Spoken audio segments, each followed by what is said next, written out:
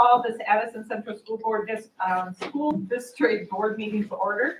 Today's date is October 23rd, and the current time is 6:30. At this time, we'd like to do introductions. I will start with Brian. Brian Bell. Eddie Dallas, student representative. Jim Malcolm. Steve Orzek. Ellen Whelan-Weist. Mary Heather Nova. Susan Buck. Jamie McCallum. Lindsay Hescock. Joanna Doria. Nicole Carter. Barbara Wilson. Matt Valenti, Director of Finance and Operations. Any more? And Heather Crowley, Executive Assistant. Jen Kravitz, Mary Hogan Principal.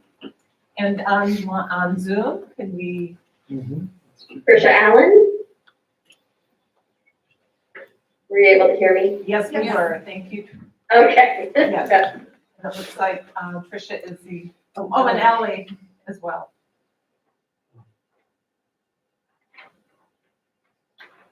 Hi, Ellie, you're a panelist. Ally, could you? Ellie Robb. I had to be moved to participant, so I couldn't speak before. Okay, Good to go. thank you, Ally. At this time on the agenda, we open it up to public comment on agenda items only. If you would like to make a public comment, please raise your hand on an agenda item. Please limit it to 3 minutes. Is there anyone in the audience that would like to do a public comment on an agenda item? Okay, and on Zoom, we have no public. Oh, Jason just came in as well. So then we'll move on to the next item. Recommendation to approve the minutes of October 9th and October 15th. We have 2 sets. So for the October 9th meeting minutes, can I have a motion to approve them? I'll move. Okay, a second. I'll second it. Thank you. Oh, you're right, I'm sorry. I should not be the one in the section. Okay, so I'll make a motion to accept. Jamie, I'll second. well, Jamie Oh, sorry. and Chip already did. Oh, God. Any comments on the minutes? Oh, I do have a comment. After, during Matt's presentation, I did ask for some more information regarding the entire district workforce. I think there was just a lot of discussion. I just wanted to make sure that was reflected. I think it was maybe before Lindsay. Can you tell me which? I know, I'm trying to, I'm locked out of board pack and I can't. Sometimes the floor pack's being difficult. If you click on home at the bottom, it might help it hide it out, and then you have to sign it. Okay, are you talking about your comments in the minutes? The comments in the minutes, I just wanted to make sure that ask was reflected, and then verifying the subscriptions that were minimal for the ESSER funds. The number 2 is under the ESSER Is grant. it under report of superintendent? Matt's presentation, it was after the, ESSER grant update. yeah. And then the CPAC report isn't in March, it was just gonna be this spring. I didn't say, like, it's at the very end. I just wanna clarify, it's not gonna be in March. Any other comments? I'm sorry, Joanna, can you just Yes. email me your specific Yeah. comments? And I guess the other thing I'll just say is, I mean, I'm happy to go and look. And I'll just say, but please remember that minutes are kind of what's captured by the note taker too. So I'll just double check the. Any other comments? Okay, all those in favor of approving the minutes as modified, indicate by saying aye. Aye. Any opposed? Any abstentions? Yep. One abstention. Let's move on then to the meeting minutes for October 15th. Can I have a motion, our special meeting? I'll make a motion. A second? It's the 18th. 18th, oh, I always do that. I'm so sorry, guys. Who said second? Okay, any comments? Seeing none. All those in favor of approving October 18th special board meeting minutes indicate by saying aye. Aye. Any opposed? Any abstentions? Next is time to approve the ACSD bills, and I'm going to turn it over to Chip. One set of bills since the last meeting. Jason and I read them on the 16th of October. First was the payroll warrant for $1,035,834.58. The second was a large general fund payment of $1,530,705. I do often in these biggies, I break it down, 470, and these are very general numbers, they didn't go to the infinite detail on it, but to give you an idea, 471,000 or thereabouts was the bread loaf for the kitchen repairs. 521,000 in that range was to the VHI health and dental payments. And $147,700 was payment on debt of the district. So a large part of that 1.5 million, probably a little over a million, almost 1.1 million of those three things. So I'll move that we pay the bills, accept the bills. Is there a second? Second. Any discussion? Okay, seeing none. All those in favor of approving the ACSD bills as read by Chip indicate by saying aye. Aye. Aye. Any opposed? Any abstentions? Seeing none, the bills have been approved.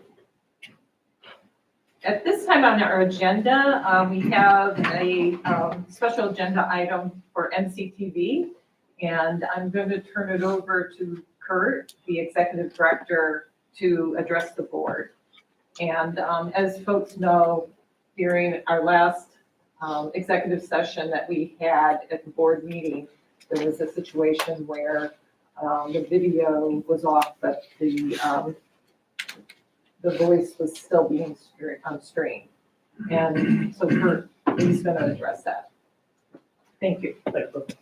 First, you have my sincere apologies for what happened on behalf of MCTV. We understand the significance of what happens during executive session, and we need to keep that in executive session. We've filmed hundreds and hundreds of meetings, so we clearly understand what is sort of at stake there. Jim, who is our production coordinator, texted me shortly after finding out about the problem. I talked with Barb about it the next day, and we had our own MCTV board meeting the Wednesday after that, where we talked about it with our board, or my board as well. So you have my apologies. In terms of what happened, little sort of technical explanation, but just to keep that simple. There are 3 microphone systems. There's the owl with the microphones on the tables, and there's a camera mic. Normally, we do not use the camera mic because everybody's picked up here, and the camera mic stayed live during that time. Anytime there's a live broadcast, there's always a risk of something like that happening. It can't be eliminated, but it can really be minimized. And that is what our goal is moving forward, to eliminate that by eliminating the risks. There were a couple of sort of contributing factors to why it happened.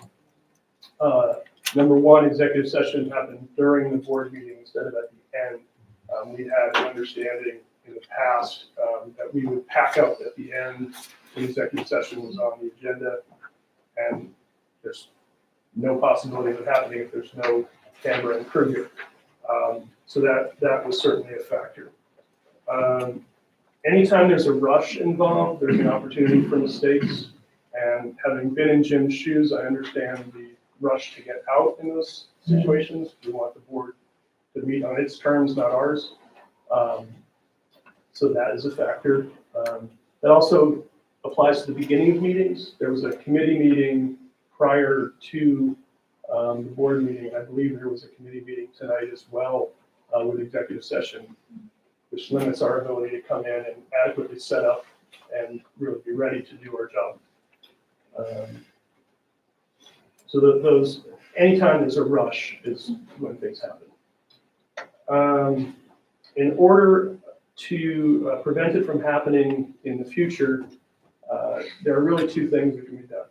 One is cutting the live stream so there is no signal going out during executive session.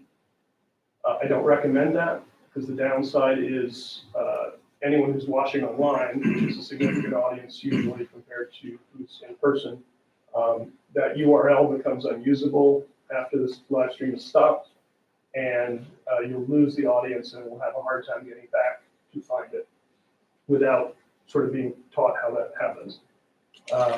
The second thing, this is what I recommend, is that if there's an executive session during the meeting, or we're going to resume filming afterwards, we have a graphic that says meeting will resume after executive session, and we will verify that the audio is off on the YouTube stream. That's pretty easy to do with a phone. Whoever's here filming can certainly do that. If you want to add redundancy, anybody can check their phone and make sure that's happening before you go into executive session. I recommend that path. It doesn't completely eliminate it, but it keeps your audience engaged, which I think is an important piece of what happens with your meetings and is really our reason for being here. I think that's really all I had to say, other than I do understand the importance, and I know some people felt there was a loss of trust in the process. I take that seriously, and if there are any questions or comments that the board would like me to hear. Thank you, Kurt. And like most often, we do try to have the executive sessions at the end, but we can't always guarantee that that's going to be the case. So it's good to make sure we have a process in place so that we avoid that from happening, so we can feel comfortable. So thank you for coming. Anyone have any questions? Steve? I really understand the fact that we need to engage the public, but this incident was could have put us in serious legal jeopardy.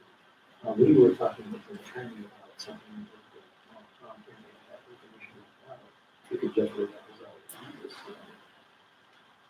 I am having trouble right now weighing the benefits of public broadcasting that stuff live versus the legal implications of what could happen. And I understand it was an honest mistake. I don't blame him at all for what was going on. I wonder about the live streaming aspect of it. Why would we be any worse off to just have it recorded versus broadcast live? Because if something like that does happen, then we would know about it and be able to fix it before it got released. Also, I understand the idea about watching it on NCTV, but it is also possible to come in during the Zoom to watch it as well. So I'm one of the people who was pretty upset about what happened, and so it's a question in my mind if the value of broadcasting live in the moment outweighs the legal jeopardy that put us in. As honest as the mistake was, it's there.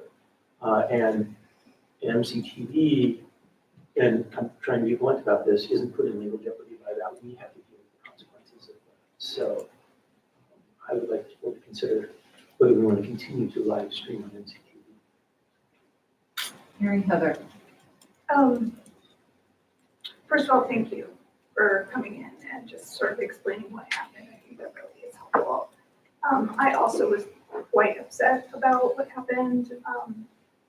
And I feel like we were lucky that we weren't talking about a student or a staff member or, something really sensitive that has no business being out in the public. However, I really, really support and advocate for the board's efforts to make sure we're trying to reach our community in every way that we can. And so despite the sort of legal consequence and the redundancy of having live stream along with our Zoom, I do think that there are people out there who aren't going to access us through Zoom and who might not be able to come in. And MCTV reaches those folks. So my position is that we continue to do it, but that we really look hard at the process and ensure that we have some mechanism to, put up, like you said, a screen, meeting will resume after executive session or whatever. Obviously, we try mostly to have executive session at the end, but sometimes our attorney schedules prohibit us from doing that. So I don't think it's really fair to say that's why it happened. It is a factor, but we can't necessarily control our attorney's availability. And sometimes our need to speak with the attorney takes precedence, and so we have to maneuver ourselves around that. So, I just appreciate you coming forward and laying out the path for us to continue to do it. I'm supportive of continuing to have the MCTV live stream because I do think there's an audience that's at the receiving end that we might not otherwise deliver. So. Brian? Yes, I'd like to second Mary Heather's ideas there. I think that's a great way of approaching the community. And Chip? Is there a way that one of us, somebody, if we're in this situation, and it doesn't happen that often, it happens in the middle of the meeting, that one of us could use their phone to actually troubleshoot it, somebody who knows how to do that stuff better than I do, but I think that may be a backup. No, I'm not kidding. I mean, if it is that simple, then either a secretary or superintendent or whoever, chair, I don't know. That's true. Just does that and says, we're good, you're good, okay? I guess none of us really, some of us were more uncomfortable than others for sure, but I just think it's a good lesson. Thank you. Anyone else? I think it's a good idea to have probably a backup, and I understand Jim will be doing it also, but it wouldn't be hard to have our phone and have the live stream kind of muted on it, and we can see that it's okay, so we can now go into executive session. It's just like a step before we do that. Okay. Well, thank you so much. Thanks, Kurt. Thanks a lot. Thank you, Kurt. Hey, Eddie, Bellis, report of our student representative. Yeah, I don't have a lot tonight, but the student government in the high school met with administration, and there is going to be a BIPOC affinity space. I think it was supposed to open on Friday, so it should be operating now, to my knowledge. But so that was a good first progress. Tomorrow, student government is going to be discussing ways to create better environments within the school, just kind of building off of what has been heard at these meetings and stuff like that. And then from what I understand, the administration has selected a new student representative. I don't know who it is yet. It's kind of like they're in the process of doing all this stuff, and I'll find out once it's over. But yeah, so Leave us in suspense. yeah, there is someone though, from what I understand. So Awesome. that's all I have to. We look forward to meeting them. It'll be awesome.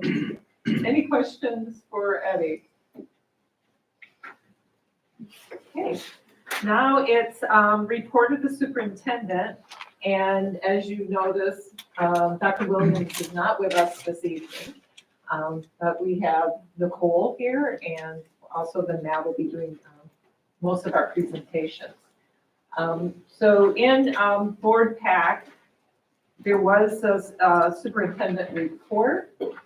I'm sure everyone's read it. Is there questions on that? I wasn't, it didn't make, Nicole offered to read it, but I don't think that's necessary.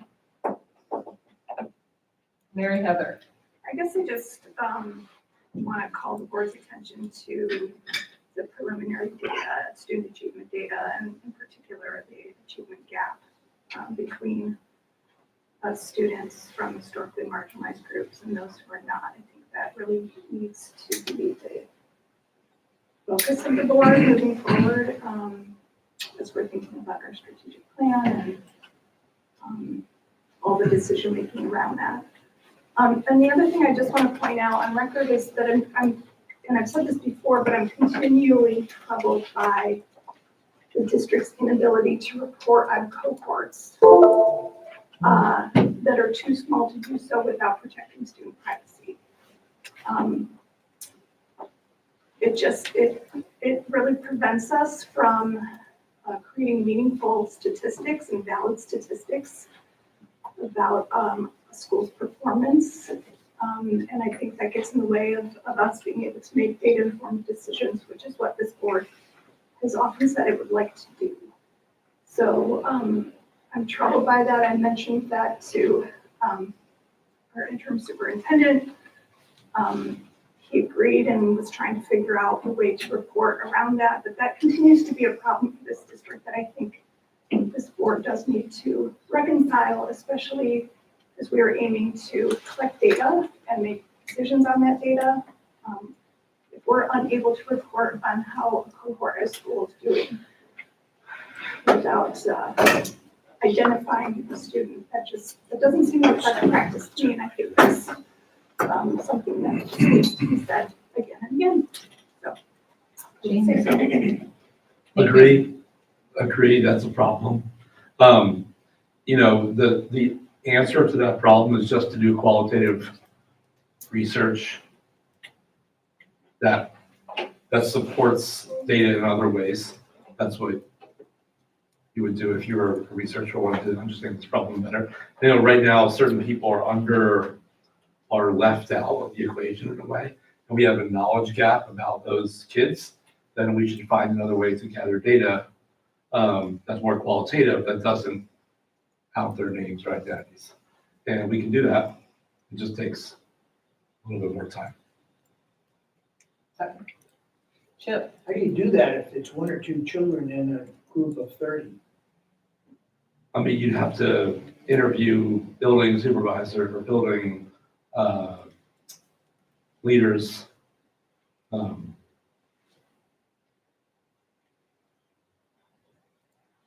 I mean, that's what you would do if you were like a researcher in this case. And Mary Heather? I guess my point is that I think we need to take a look at the data set and the quality of the statistics that you're making based on the size of the data set. I think that's a valid question with respect to our reporting of our statistics in the district. So I just bring it up as an issue that I think we need to reconcile. Any other comments on the superintendent report that was included in our board pack materials?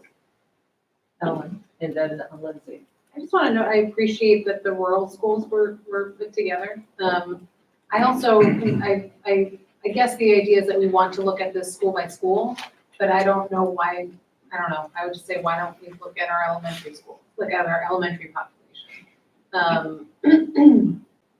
But I appreciated that is one workaround that it seems like Dr. Williams has incorporated into this. But this is a longer discussion we don't have to have tonight. I don't really know what value we're getting or what we're aiming at by separating by schools if we're just talking about students. I know we're trying to understand achievement over time. And if that's true, let's look at our elementary school students, let's look at our middle school students, let's look at our high school students. And Lindsay. One question I have is which definition of historically marginalized is being used? How is the district identifying the criteria? Is our people self-identifying, or are educators, administration looking at a person? I was just curious about that. because I feel like that would help me read this differently.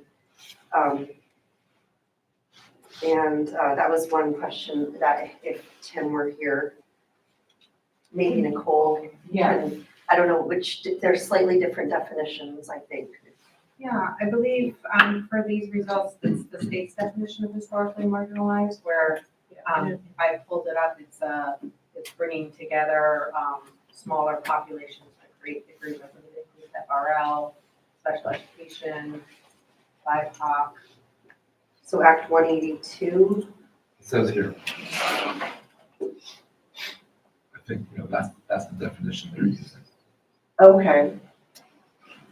That's pretty exclusive, It's though. on page, there's no page numbers, I don't know. This is in minutes, right?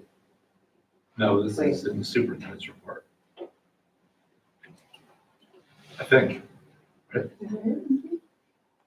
It says here, what Nicole just said, FRL, IEP, BIPOC students.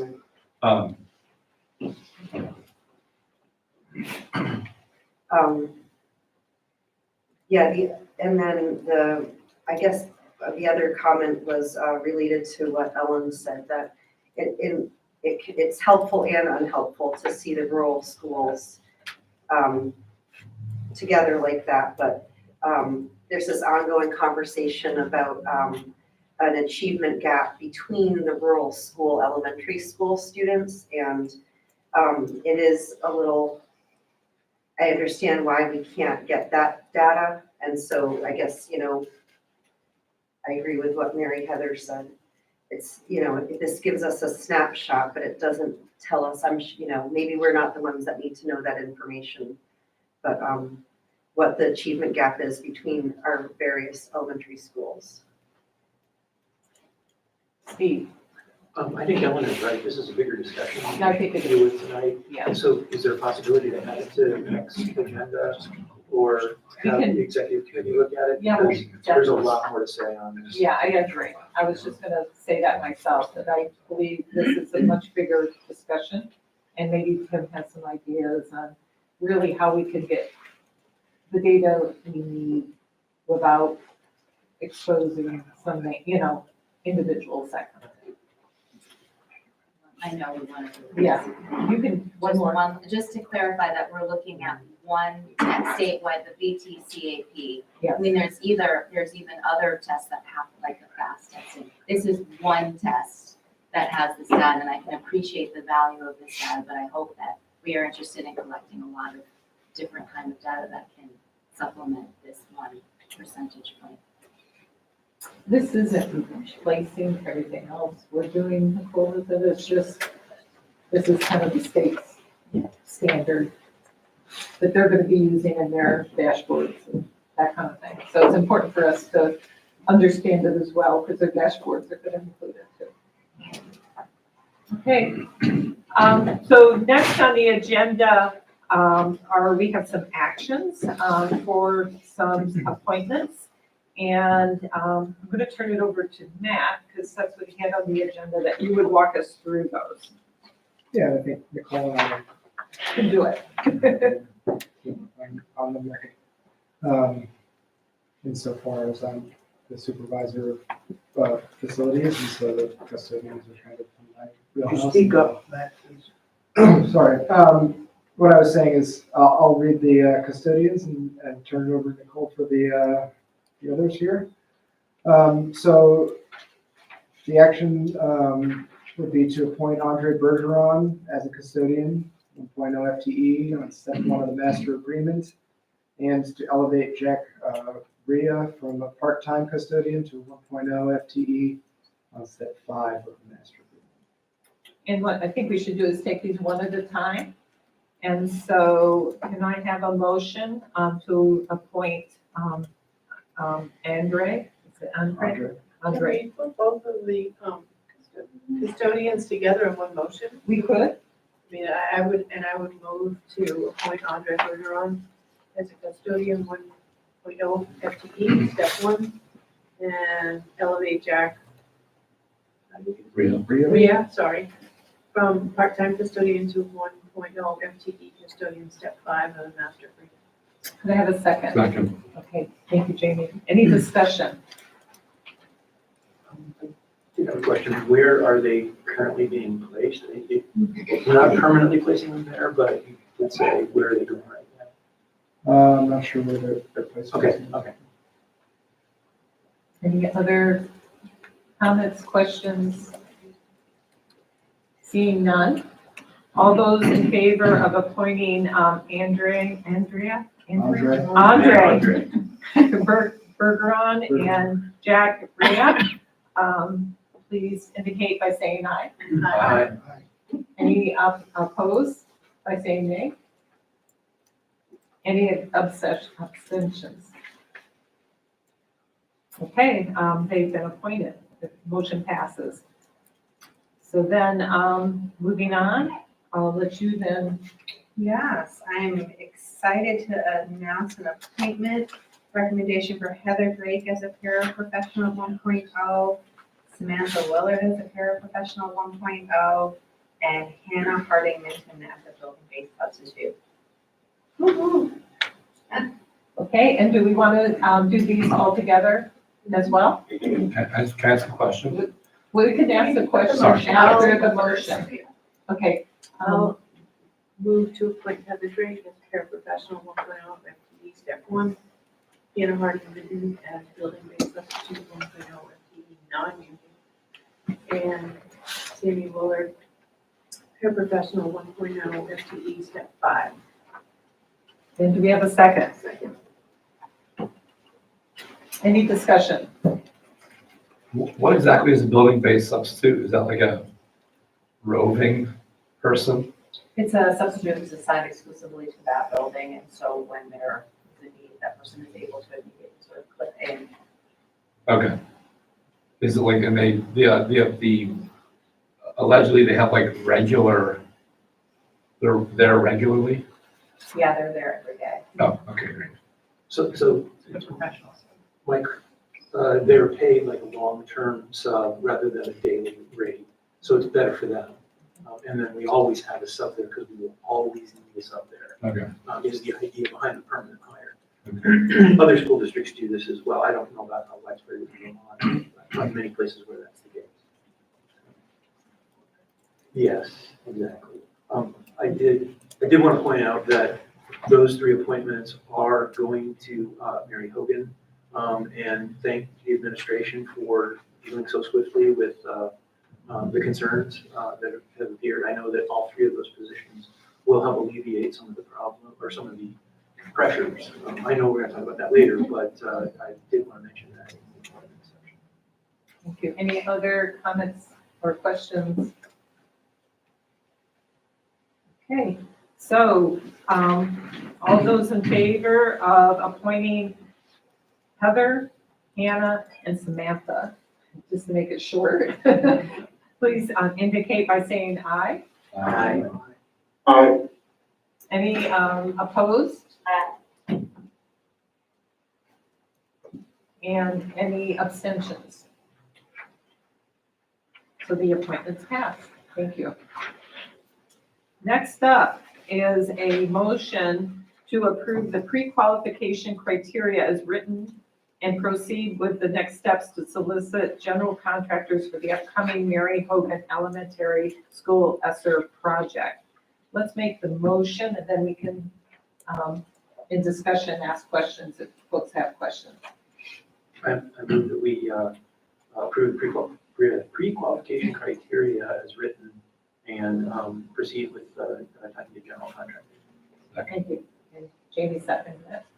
And as written is referring to what's in the board pack materials. Okay, now I open up to questions.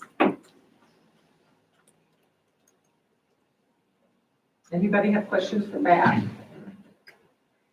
I'm gonna let you off easy on this one. That's great. And it's just a standard gate to go through before we can start looking at contractors. Okay, awesome. Can I just ask one question relative to the money in the ESSER fund? That has to be spent by the end of the year, correct? September. By when? September of next year, right at the end of the summer. We got a little. Obviously spend. Yes. Any other comments, questions? Okay, if not, I'll read the motion. The motion is to approve the pre-qualification criteria as written and proceed with the next steps to solicit general contractors for the upcoming Mary Hogan Elementary School ESSER project. All those in favor indicate by saying aye. Aye. Aye. Aye. Any opposed? Aye. Any abstentions? The motion passes. Thank you. And next on our agenda is our presentation, budget development number 1. And this, I'm going to turn over to Matt. Thank you. Nothing in the eye. I can do this. Okay. And this. Let's see if this thing works today.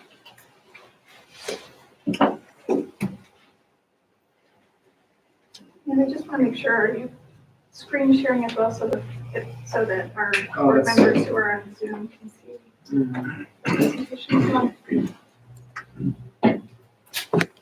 Thank you.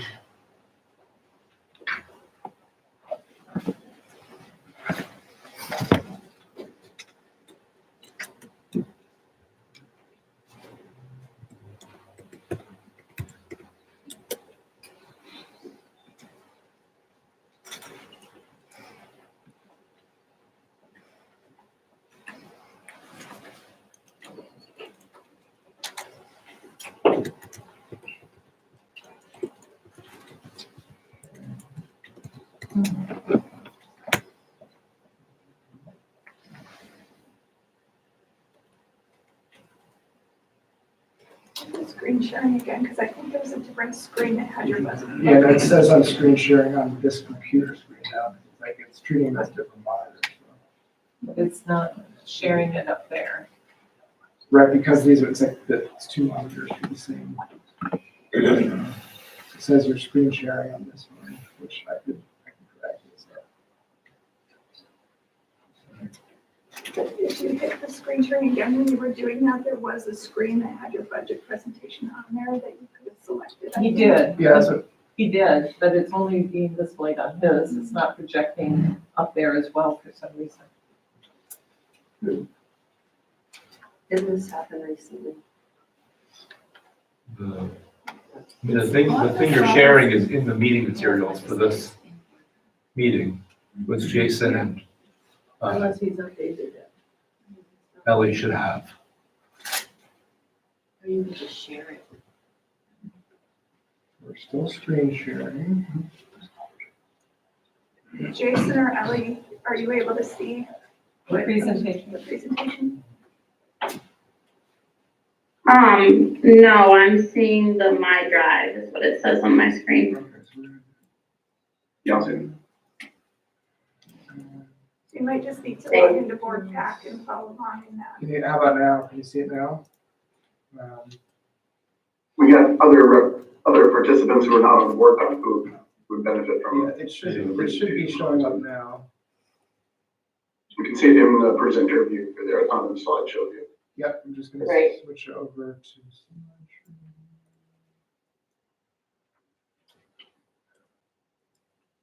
How's that? Success. Good. Yay, thank you. Thank you.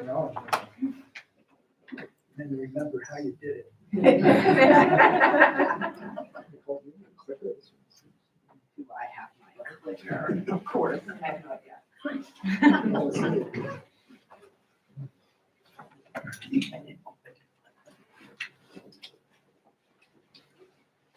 Here you go.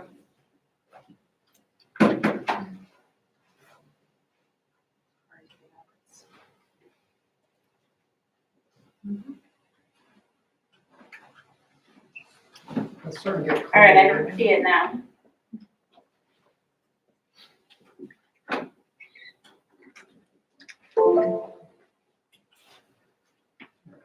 So, I think last time it was pie, this time we're going with the quilt motif. Just kind of keep it fall focused here. So we're gonna just go through the budget development, so where we're at, relative to all the different cost centers that are the mini budgets that compose our big one. Where we're at in the timeline, sort of big picture, is right in the middle, towards the end of the individual budget meetings with each one of the principals and central department cost center administrators. Those meetings are still happening, and so there are some of these cost centers where we could still have new information, and there's still a lot more development yet to come. The next presentation after this, which will be in November, will sort of bring the next level of focus and clarity to it. The other thing to note is that based off of some feedback from you all, I tried to tack some extra slides in on the end, so we'll see those at the end here. But they are not in your board pack PDF, and so we'll get a fresh PDF out to you with those remaining slides. So, central departments, we have our student services and special ed. So one of the things about student services and special ed is I think it's important to note that in previous years, we've kind of referred to this department as exclusively the special ed department. I think we're in the process of a change in naming convention that reflects the Act 173 and a lot of the way that special ed and student services are funded.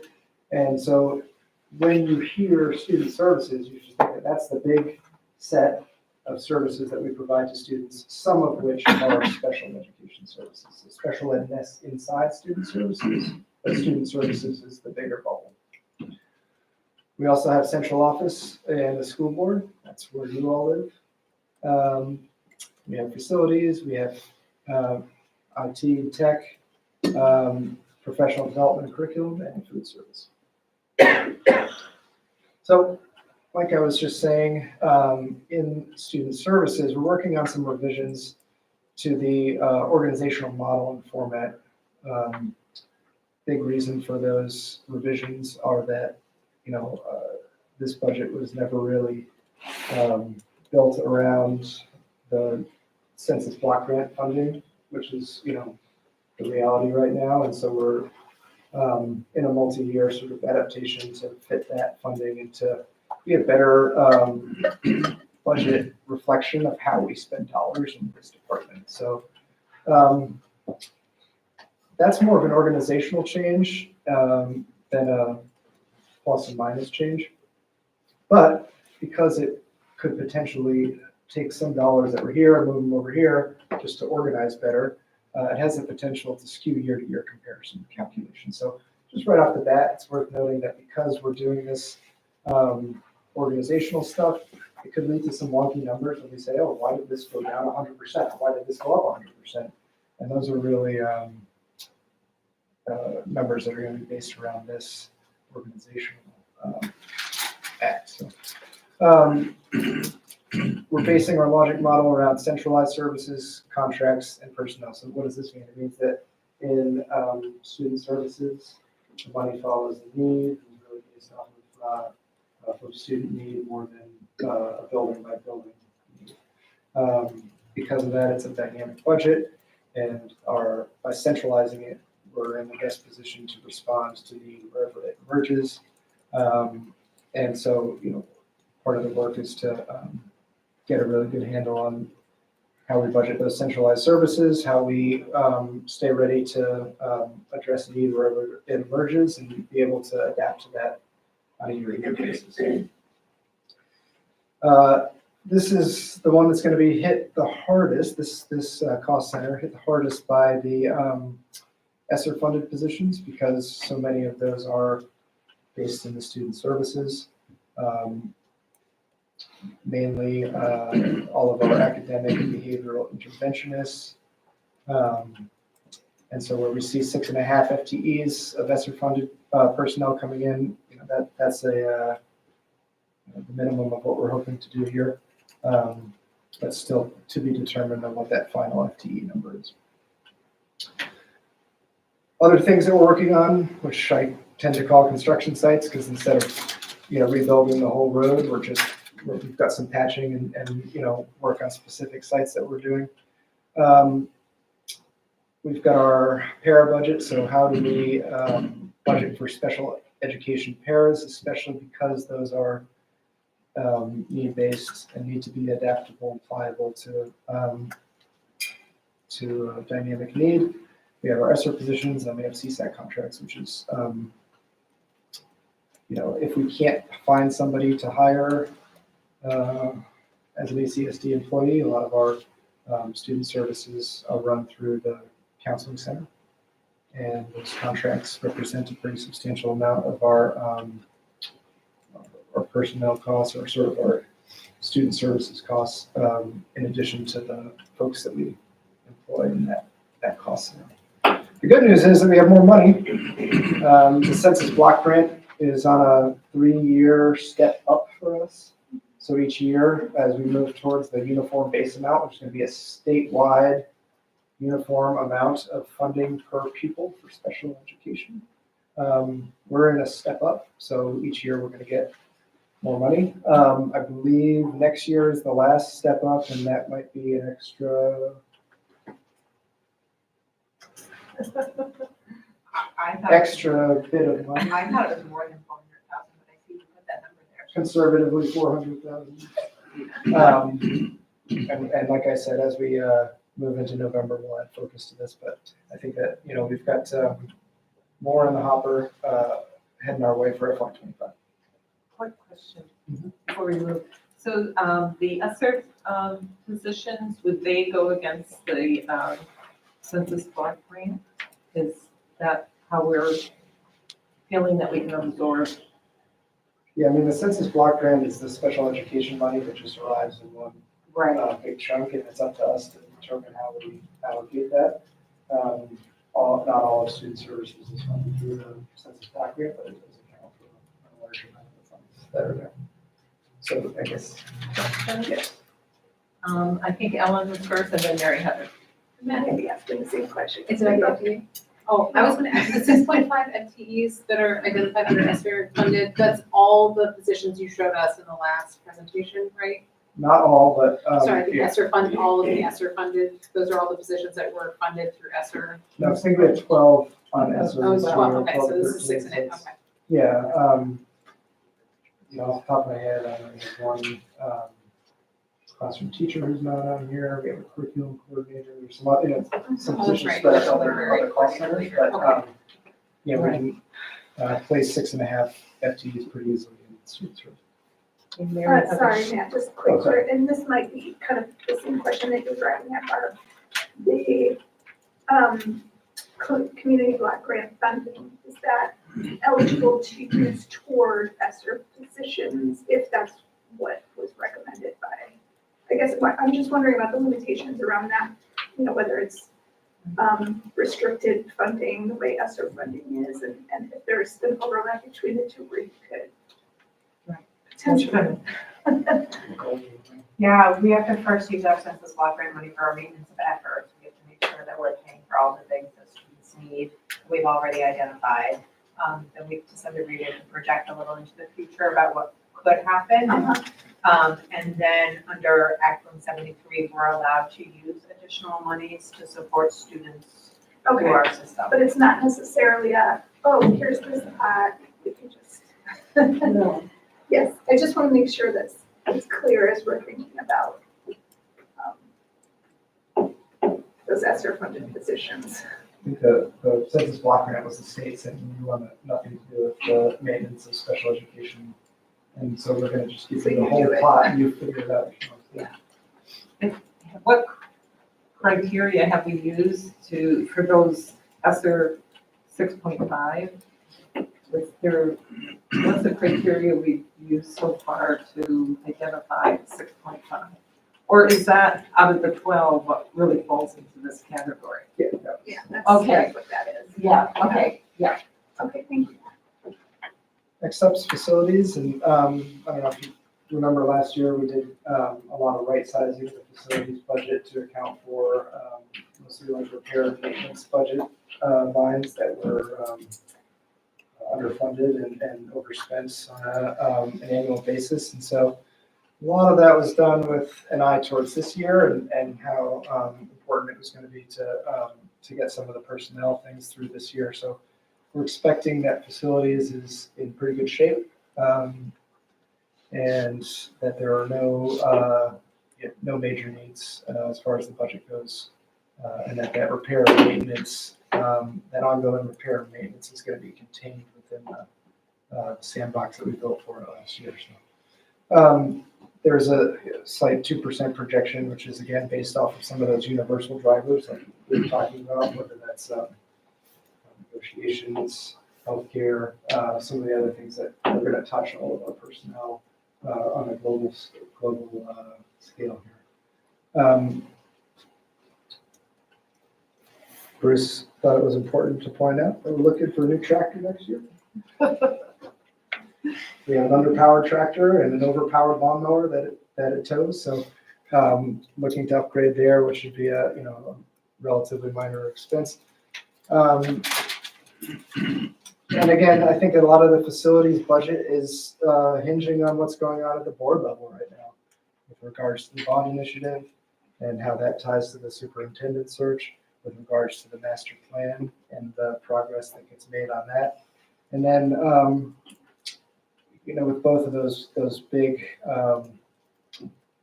boulders, what do we do in the meantime? If it's going to be a multi-year gap between where we are today and when we start,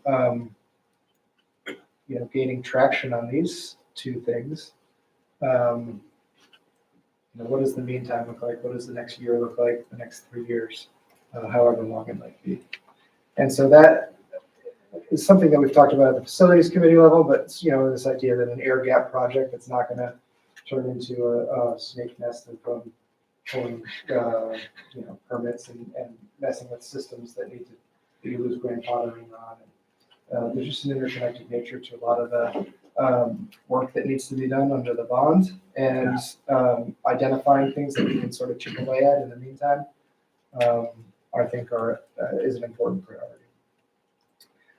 We've also identified some need for breathing room at MUMS. I think the way that this has sort of shaped up is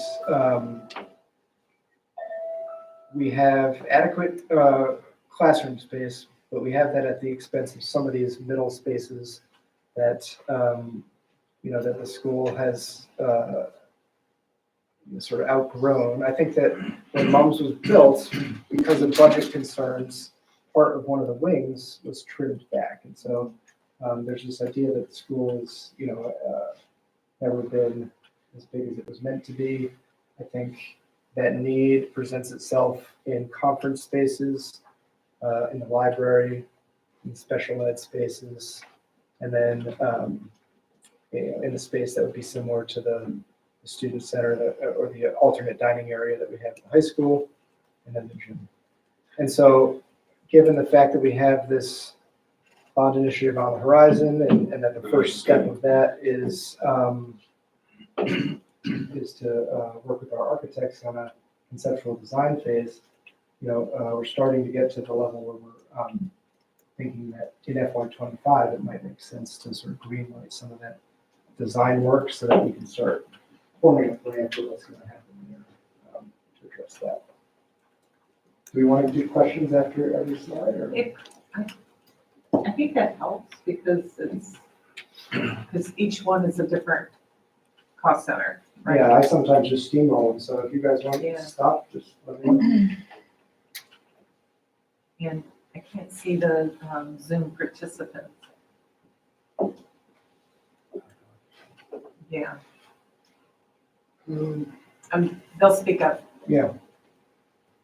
Okay. Tech budget's next. We're expecting a very similar story here for next year. Again, based off of the work that we did last year, some of the rolling device replacement costs are already factored in there. We're working on sort of restructuring how we expense software, which is more of a cleanup thing, and just making sure that we have a good handle on software expenses across the district. we have another small expense in a shared van, which based off of the amount of transit that's happening for Will and his team between buildings to help with system admin tasks.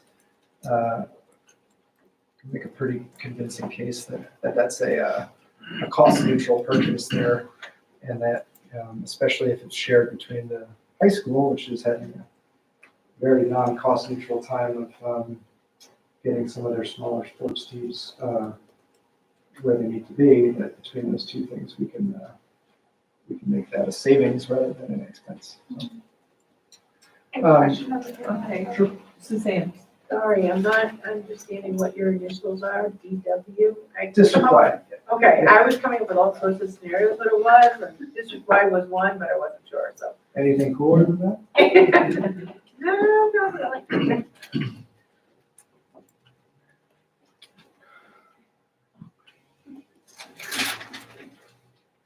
CEO?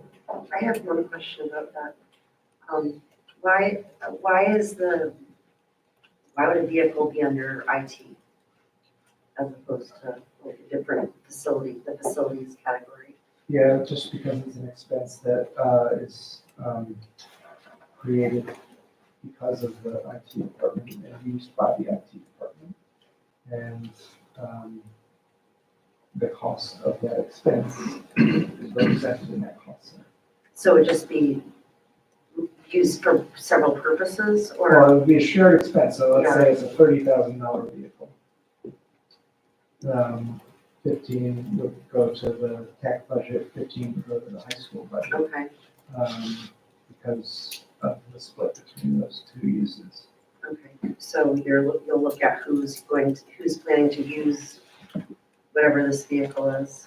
Yeah, and in the case of the tech budget, we're offsetting costs that we incur right now for the mileage reimbursement to the tech team, the gas. And with regards to the high school, we're offsetting costs that we're paying to some private bus companies or shuttle services or, lunch. It's been a really hard problem to solve for some of those small sports teams because, with 5 kids, it doesn't make sense to get an 80-person bus. And sometimes there aren't any other options. All right, so we are looking at CO on the board here. So projecting a modest increase. Obviously, we're in the process of hiring a superintendent. And hoping that that process runs to completion. We're expecting that there's going to be some calibration of compensation relative to what was in that budget for FY24. We also annually add to the 1% contingency relative to our general fund spending, and so that's a small amount of increase. Insurance always costs more, so that drives us up a little bit. And then notice that professional dues and fees, so things like BSBA and BSA and BASBO, that's the school board, superintendents, and business managers, professional organizations. We're a little bit under budgeted last year, and so we'd be adding a little bit, thousands of dollars to that. So, Oh, Chip, sorry. Do legal expenses come under this too? they do. Yeah. Because we can budget general amount, but obviously most of the legal expenses are not planned. They're something we have to respond to. So we hold a small, I think, carrying capacity budget for legal based off of historical usage. And the previous year would influence what we think of for the next year. We'd say, oh, that was a rocky legal year, so we expect maybe a little less, or that seems like the right amount, just normal calibration stuff. But then we also have the contingency, which should be a backup if we need to tap into it for something. Is fees we pay to IB in this category? I believe that's in the PD and C, the Professional Development and Curriculum Okay. Cost Center. And so that's, I think we'll see that on. Okay, sure. All right, so we've got another modest, oh no, this is the immodest increase of 37%, largely based off of the relative size of this budget. So I think that 37% is an increase of about $200,000, which would be a drop in the bucket in some of those other cost centers, but does give you a pretty good delta here. What we're seeing as drivers in the PD and C, so we've got the ESSER funded position, literacy coordinator, who's the only ESSER funded position that nests in this cost center. We also have an increase in FTE for data manager position, which helps to sort of restructure the department and how those systems and data records were administered in here.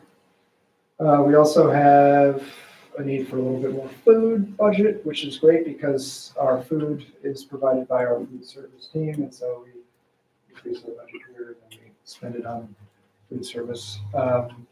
That's largely to cover some of the increases in pre-week and the events leading up to the school year, as well as some of those monthly PDs that we do provide some modest fee for. Tuition reimbursement and mentorship are also just two programs that were a little bit wonky. I don't think that there's a big net change to either one of those things, but it was just about making sure that in tuition reimbursement, which is paying teachers back for tuition that they incur based on the master agreement, and mentorship, which is paying teachers to mentor other new teachers, making sure that we had the right amounts there. The other thing that we have discussed but not decided on is moving a fraction of the director of teaching and learning to this budget, with the logic there being that the administrator of the cost center should be at least partially nested in the cost center, and that was not the case. And so I think that that is a better way of organizing there. As Jamie pointed out, IB fees are a thing, and we're pretty hopeful that next year we are going to pay a substantially smaller IB fee. I think that the total IB fees were somewhere in the $60,000 realm. I'm making these up because I'm fuzzy on them, but I think we're going to cut it down to 10. And, yeah. Why would that be the case? So so we pay per program, right? So at the high school, we're paying for the DP. Right.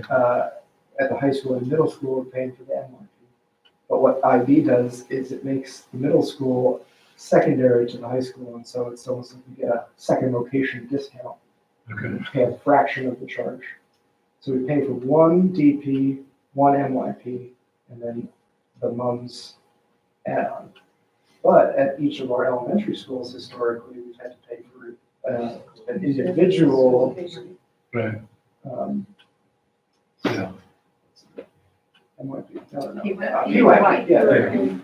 So PYP times 9 led to a ton of fees for the PYP. And we've been trying to make the case that organizationally, we are a single district run by a centralized administration, and so we should be able to pay one PYP fee and pay those tiny little satellite fees for all of our other schools. I think that we've got that figured out and should be able to push it through. Cool. Also worth noting that IB fees, I think, are 0.3% of the total budget. And so it's one of those things that we talk about every year, but Yeah. we're talking about like putting some size behind that. It's a very small Yeah. expense. Thank you. Matt, Yeah. I should have asked this at the beginning, but I realized when you know drivers here, you just mentioned that there weren't big changes in a couple of these. So does something make this list because it's driving the projected increases, or is it because it's sort of a top expense overall? I'm just trying to understand like how Yeah. you selected the items that we see under drivers. Yeah, I think it's just to be something that like shifts the status quo in either direction. which if we're talking budget, usually goes in one direction. But, something that's a notable factor in what the net increase is going to be. If so. You know, again, if there was a big savings here, it would be a driver too, but just going the opposite direction. So it's an inexact science, but really I was just trying to put together the highlight reel of like what's going on within each cost center to draw your attention to some of the things that our attention is on. Okay, so food service is our last centralized cost center. Last year, we tried putting food service onto the financial budget book presentation. It didn't go well because it messed with all of our state-based calculations. The state does not want to see food service when it comes to the per pupil spending calculation or any of your total expenses. The reason for that is that universal meals program and food service as it exists in the schools exists totally outside of the general fund. So it's a different fund. And so for the sake of presenting the budget and developing the budget, we're planning to sort of pull that back off. I can tell you that within food service and you know how we budget, there are no major changes expected. You know, we're not telecommunications or hiring anything differently or anything like that. So I know that that's a little weird to like have it go on the financials one year and then come off the next year, but that's really just based off of this idea that our budget and our communication with the state about our budget goes a lot smoother if we don't put this into our calculations because it's just messes it up.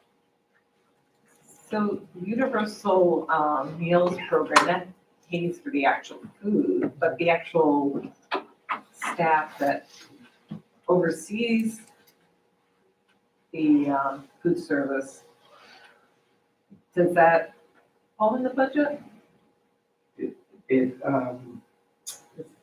Yeah, you know what I'm saying? Yeah, I do. Because universal, you know, I understand Paying the cost of those. independent of how the food arrives. They are paid through the food service fund, which does draw from the general fund. I wish I had a better answer today, and it's one that I really do need to. But that part of it wouldn't be excluded, that part would still be in the budget. Well, when we included it in the budget last year, it was redundant, right? And so there's this idea that it doesn't really belong in there in a way that confused the numbers. I'll get back to you with some more clarity on that. It's one of those wishy-washy. Because I could see the meals, but the actual Yeah. staff. Yeah, it's a different fund, which is really what, what it comes down to. Different fund from who? From the general fund. And Mary Heather. I guess, I mean, it's along the same line, so we are doing a comparison of last year's budget versus this year's budget. And just wanting to make sure that, you know, Apples and apples. when we're doing a comparison or we're doing a presentation to the community, that there's an understanding that whether it's included or not, it just needs to be made clear so So that we one of don't the things that, ask this question next Yeah. time around. one of the things that based off of our state reporting will be part of this budget presentation is a revised budget from last year, which Okay. has no change to the per pupil spending, has no impact on any of the, the bottom line Just tax organized by calculations or cost anything, center. but had to back that food service number out because it was skewing our reporting to the state. It was messing with the numbers. So when we were reporting to them, they were saying, all right, we've got you here on your per pupil, but something wasn't right in the upper parts. And so the revisions have been made, and we'll make sure that we clearly did on those on the budget book this year. No net effects to the bottom line, but it was important, I think, to point out that as far as writing the budget and presenting the full slate of financials, that this was something that kind of threw things off. Okay. Chip and then Suzanne. Just didn't really discuss this issue with finance at all, not that we needed to, but I guess I need a little more clarity. If in fact the school system, uses a contracted service, as we used to do, at least for part of the schools, are they affected the same way? I mean, you can't answer that, but I'm just thinking in terms of, we have employees who are cooks or servers or whatever. We get food through the universal meals program, but we have, district Yeah, I don't know if paying it's- to those if it's- people, whereas in the past, those people might have been on XYZ catering service. Yeah, I know in previous years, it hasn't been in the budget because it's just been taken as a bottom line expense, which means that, it's a cost with no budget, but, and that was what I was trying to correct by putting it in the budget last year for the first time. But that didn't work. So, I guess it's something there's every interest in like saying, here's what our food service budget is, here's how we fund it. I think it just might just be broken out maybe into its own module and have a separate explanation for things so that it's there. Suzanne, you were next. So isn't the food service such that everyone gets free breakfast and lunch? But you have to apply for all of the free, reduced, and all of the pieces, and then whatever's left goes into the budget? So how do The we, reimbursement. for reimbursement, so how do we then say to the community when we're ready to go to, meaning exactly what our increase is, and doesn't that total increase then possibly put us into the two-person panel conversation if we're over the 10% increase? Yeah, what you're saying is that not gonna have an effect on the general fund? I think the answer is no, but we're gonna make sure that we have an answer that's definitive on that. I think that's, because it's universal meals, I think that there's no longer a net cost to the district for students who are not FRL. So all of those costs are covered in a reimbursement basis by the state. It really comes down to where the revenue is that funds the people and equipment and things that we use in food service. Where does that revenue lie? Because we know that between our fresh fruit and vegetable program and our universal meal program, that the food bill is paid for. It's just about making sure that that revenue stream that funds the people is identified, understood, and clear. All right, next. We have 9 schools. For the sake of this presentation, and I think this was apropos of what you all were discussing earlier, we broke out our high school, middle school, and Mary Hogan, and then aggregated the data from the 6 rural schools. And the reason for doing that is to develop an average on some of the metrics that we're using, so that we are using a sample size of enrollment that starts to become similar to Mary Hogan in terms of the numbers of students there. And it starts to get us to a little bit more apples to apples if we're comparing, and it prevents some of those identifying errors that we were talking about as well. At the high school, instead of a percentage increase down here, we've got enrollment.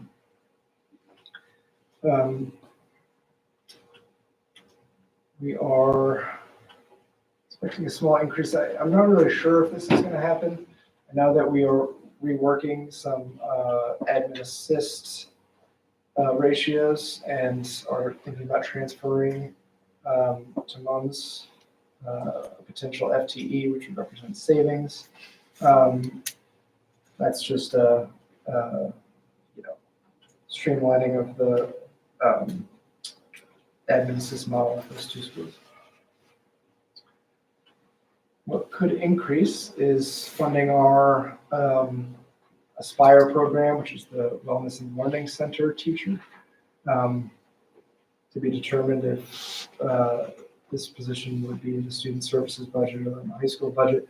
But when I said in the student services slide, a minimum of however many 6.5 FTEs, this is one of the ones that's, potentially could be added in there.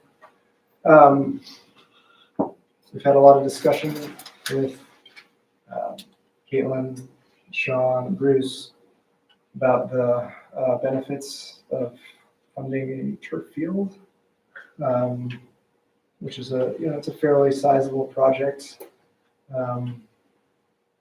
that does have costs that exceed the cost of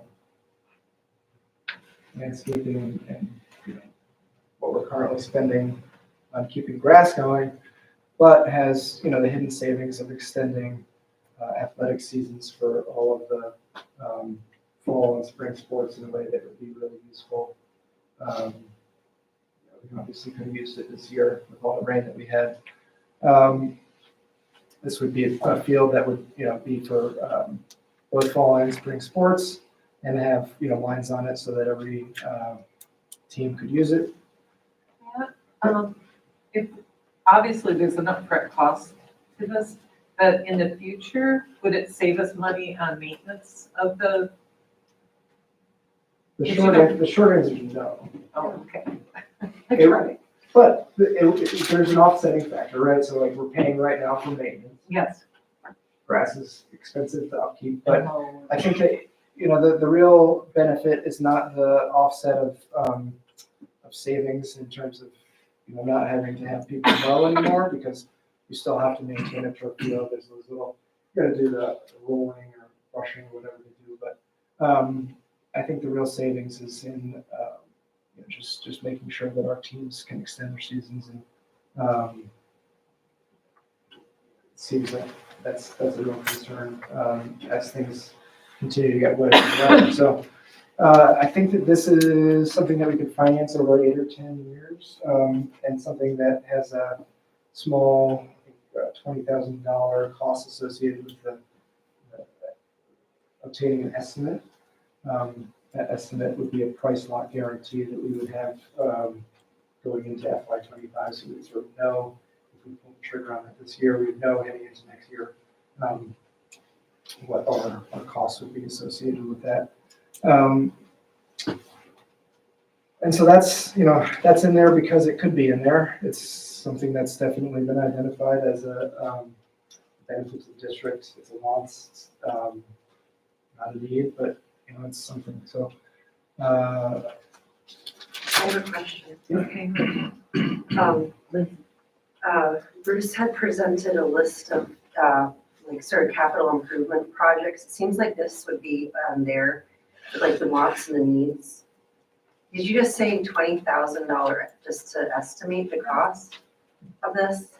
It just seems like with everything else that we're considering, I'm surprised to see this on so prominently displayed here. I'd like to see an idea like this included with other needs, like air conditioning, air quality, really fundamental education type items. I don't like having things canceled because of rain, but I don't feel like that has a big impact on the learning or the sense of belonging or connection or whatever. I understand, I think turf is cool. I appreciate all the information you're presenting, but this makes me think about that list that we heard a while back. That had some really, when we decided that we were gonna renovate the kitchen, for example, that was a big ask. And on one of your other slides with mums, looking at some of those things that would impact possibly student learning and belonging.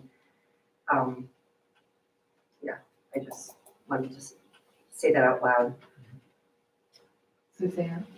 Isn't this a project that comes before the board maybe 10 years ago, maybe not that long, but to actually do a turf field, we need complete redo of the football field because not all fields are the same width, such as lacrosse versus football. And the other thing is, I would hope that if people are really looking to turf, that they are very careful on what type of turf they look at, because some types of turf increase your participants' chance of injuries versus helping them. So there's a lot into a turf field, and they are exceptionally expensive, and they do require maintenance. So it's in here because it's a thing to discuss, and I think as everybody just brought up, it's not an easy thing to decide on, and it would sort of be something to bring back as its own sort of standalone item, and perhaps to run it through the facilities committee honestly after. So it's in here because we're talking about budget, and that represents potential to change the budget at the high school, which is the only reason why it's in here too.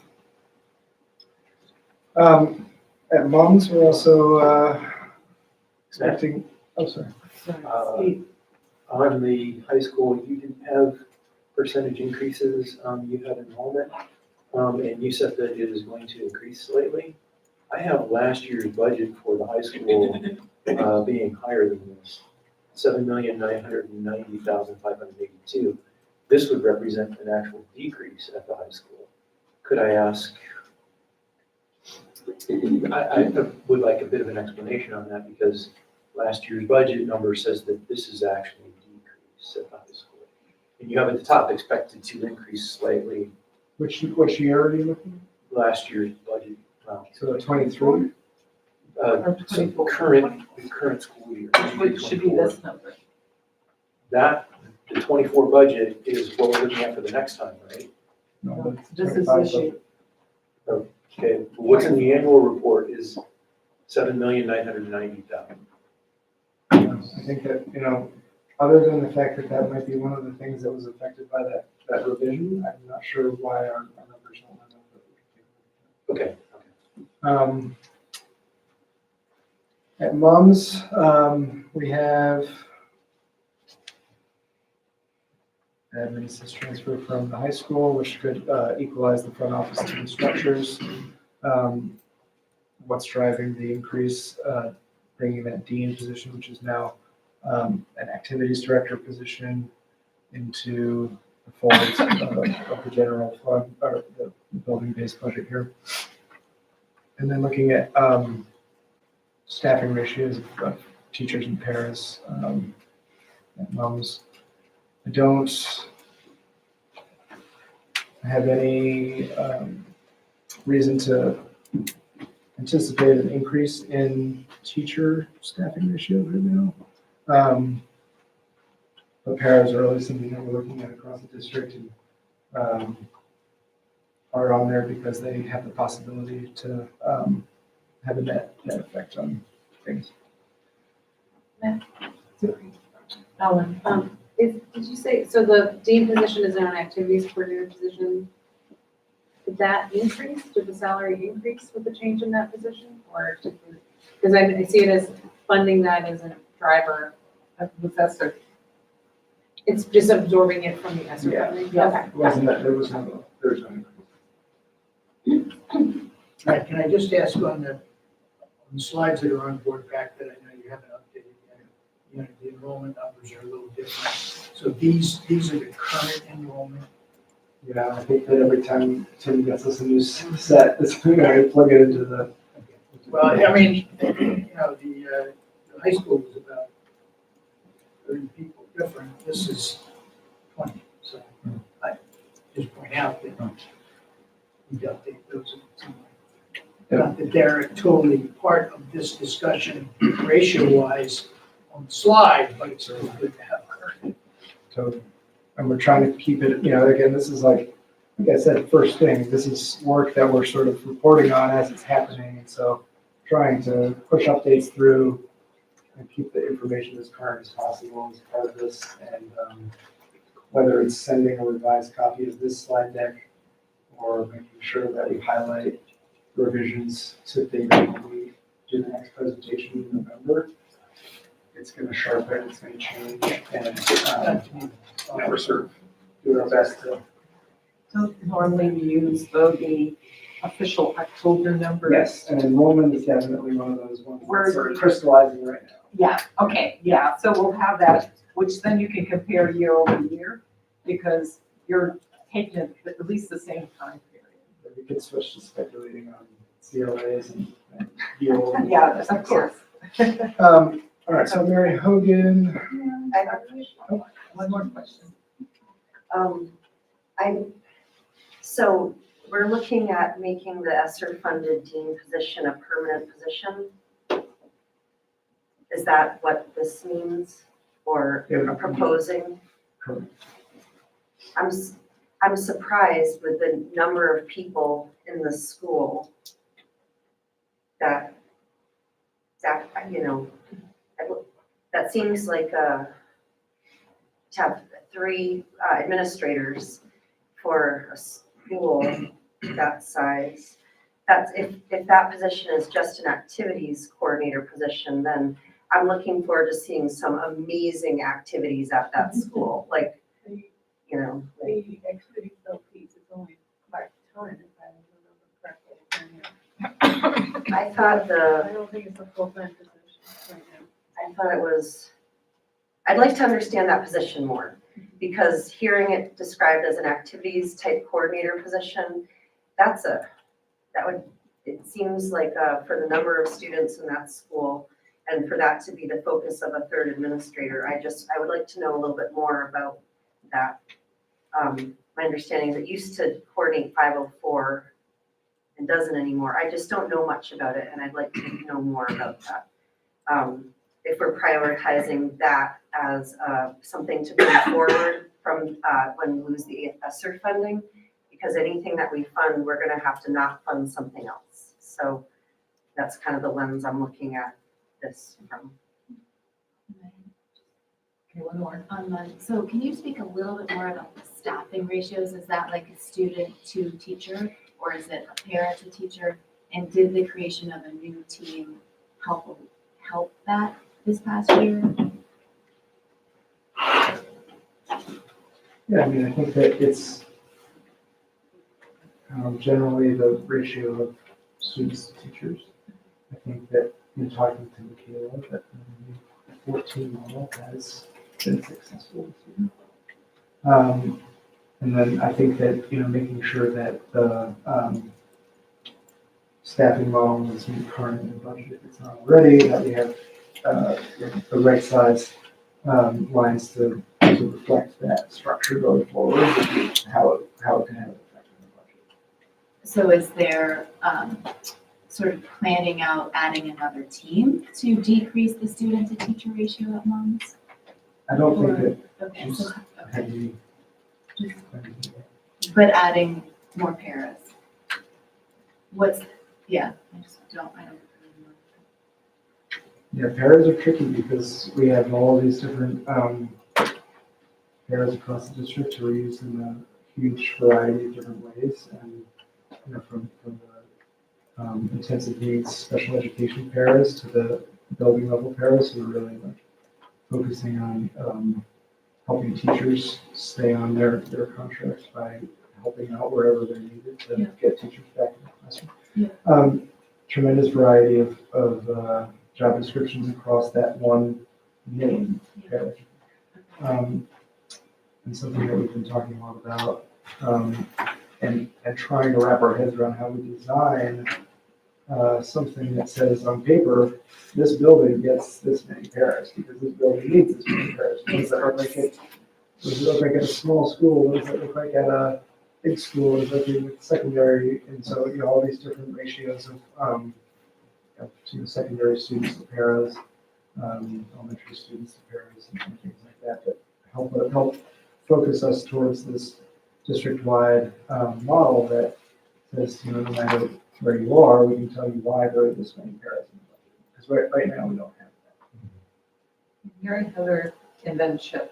Yeah, I was gonna say, it seems like there's an effort, or I can sort of see that there's an effort to look at how we're distributing paras across the district, so that, and evaluating the sort of historic impulse to just put another adult in the room, as opposed to strategically placing skilled, trained professionals where the student need is. I don't think it's an effort to like reduce the adult to student ratio. I think it's more identifying the need and then distributing paras appropriately according to the need in the buildings and across the district.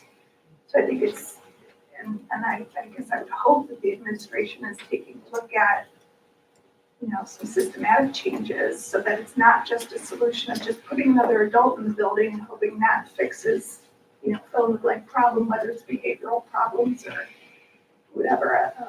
So I guess at least that's how I'm looking at it and hoping that the administration is looking at it. I guess the only other thing to add to that is that, paras are our focal point right now. It's on every slide. It's something that, is on for that very reason. With that said, the para ratio is coupled to other ratios, right? So coupled to student-teacher ratio, coupled to administrator-student ratio, coupled to guidance and counseling ratio. And so a lot of those admin assist ratio, even in some of our small schools, where we have utility infielders, right? People who wear a lot of different hats, and it becomes really complex to allot resources when everybody is doing everything in some mix, and that mix is sort of fluid and dynamic. So this is our attempt to sort of put a pin in it and catch it and say, listen, our budget is based around this model, regardless of what's actually happening on the ground. We have to have some sort of standard that we set in stone. What's happening on the ground becomes a lot more complicated on an annual basis based off of the student services needs as those emerge every year, based off of the the staff that we are actually able to hire. We can say we've got it perfect on paper, but if we don't have people to hire, plans might change and people might be asked to do different. So again, it's like what the budget is our best guess of what we want it to be, and then the actuals reflect our efforts to go out and do that. Sure. This isn't a question as much as a statement. I mean, what Matt's doing right now, this is October, okay, is putting in the potential drivers. So to answer Lindsay's question about, well, I want to know more about this position. Well, so do I. When it comes to a point when we are deciding that is a part of the budget we're going to present, okay? This isn't necessarily a part of the budget that we're going to present here right now. It may be a driver in some way, or it's a combo position, or all sorts of things. So I don't think we're going to get, just like the turf field, we don't get hung up on it. All we want to do is say, these are issues that came up with the people that he's interviewed, to say, these are things that I would like you to think about. He's now thinking about it, telling us to think about it. But this isn't, we're not anywhere near this finite component of what position is absolutely funded. So I just want to. We're in a funnel, right? And so we get, yes, we can go. Yep. Alan and then Jamie. Yeah, thanks for saying that, Chip, because I was just gonna say, I think that there are components of this that obviously we're identifying where we want a lot more information, knowing that there's a world of it coming.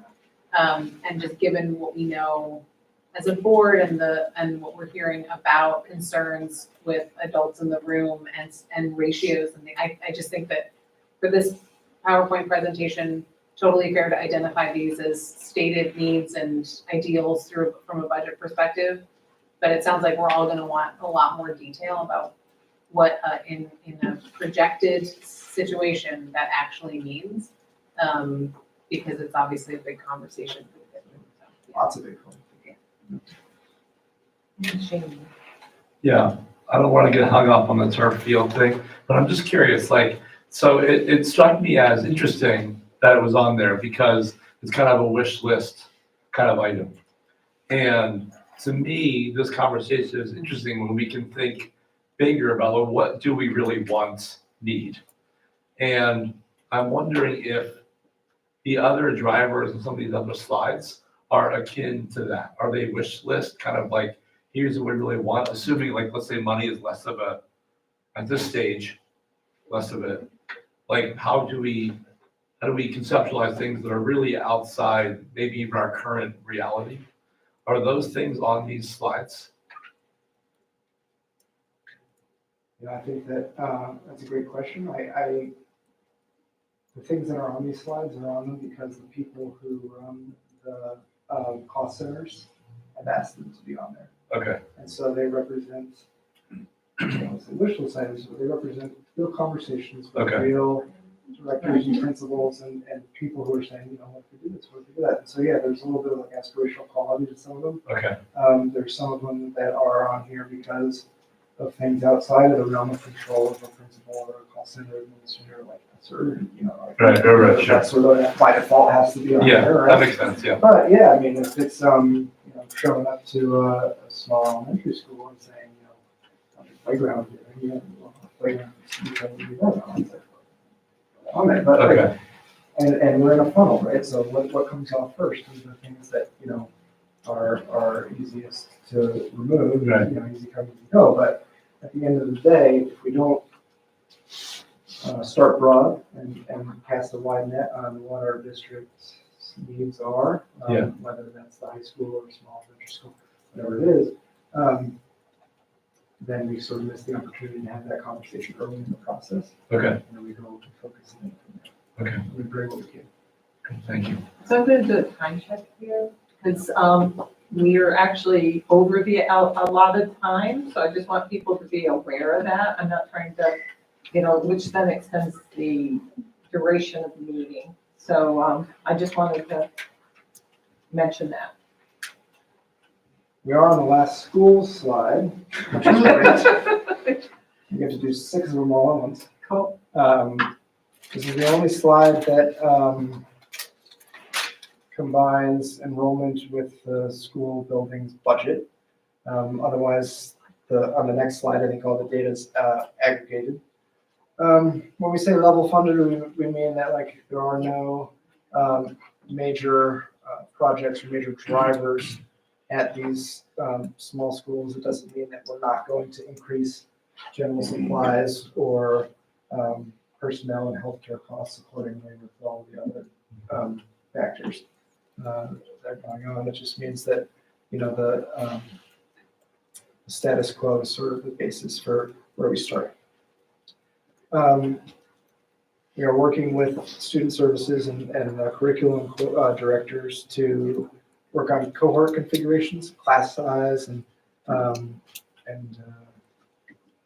in the case of schools where we bundle different grades together, how do we optimize that? We're also working on maximizing our title grant resources. More on that in a second. And then looking at, you know, individual school needs. So once again, we're trying to put our finger on what each school's general ed para quota is, and make sure that across all of our schools we can say that there's some logical basis for how we allocate those resources. So that's an ongoing project because we have such a variety of paras, para usages, hybrid paras who have been, you know, partially fractionalized into special ed and general ed,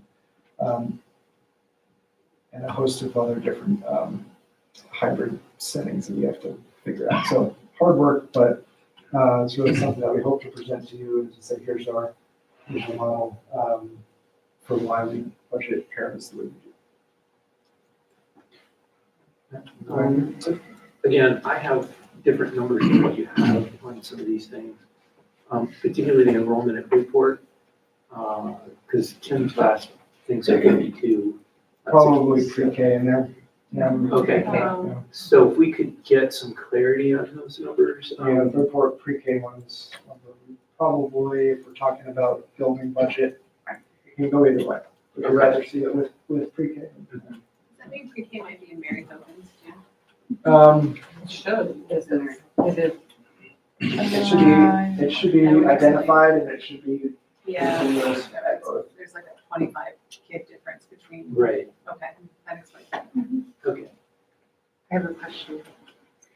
Do the numbers on the farthest right column include money that's allocated to a specific student?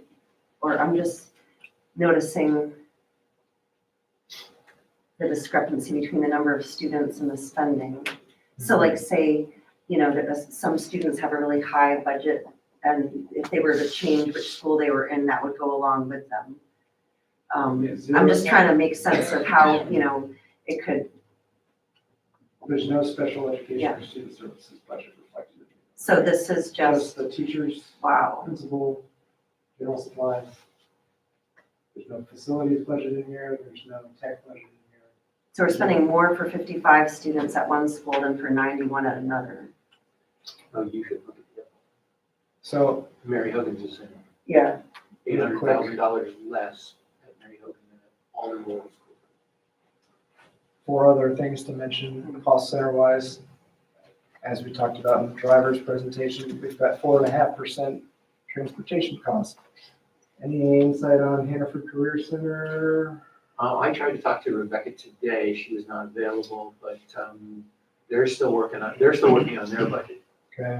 So I can't really report on that. I did talk to Meg Baker about universal pre-K. She's thinking about 4% here probably.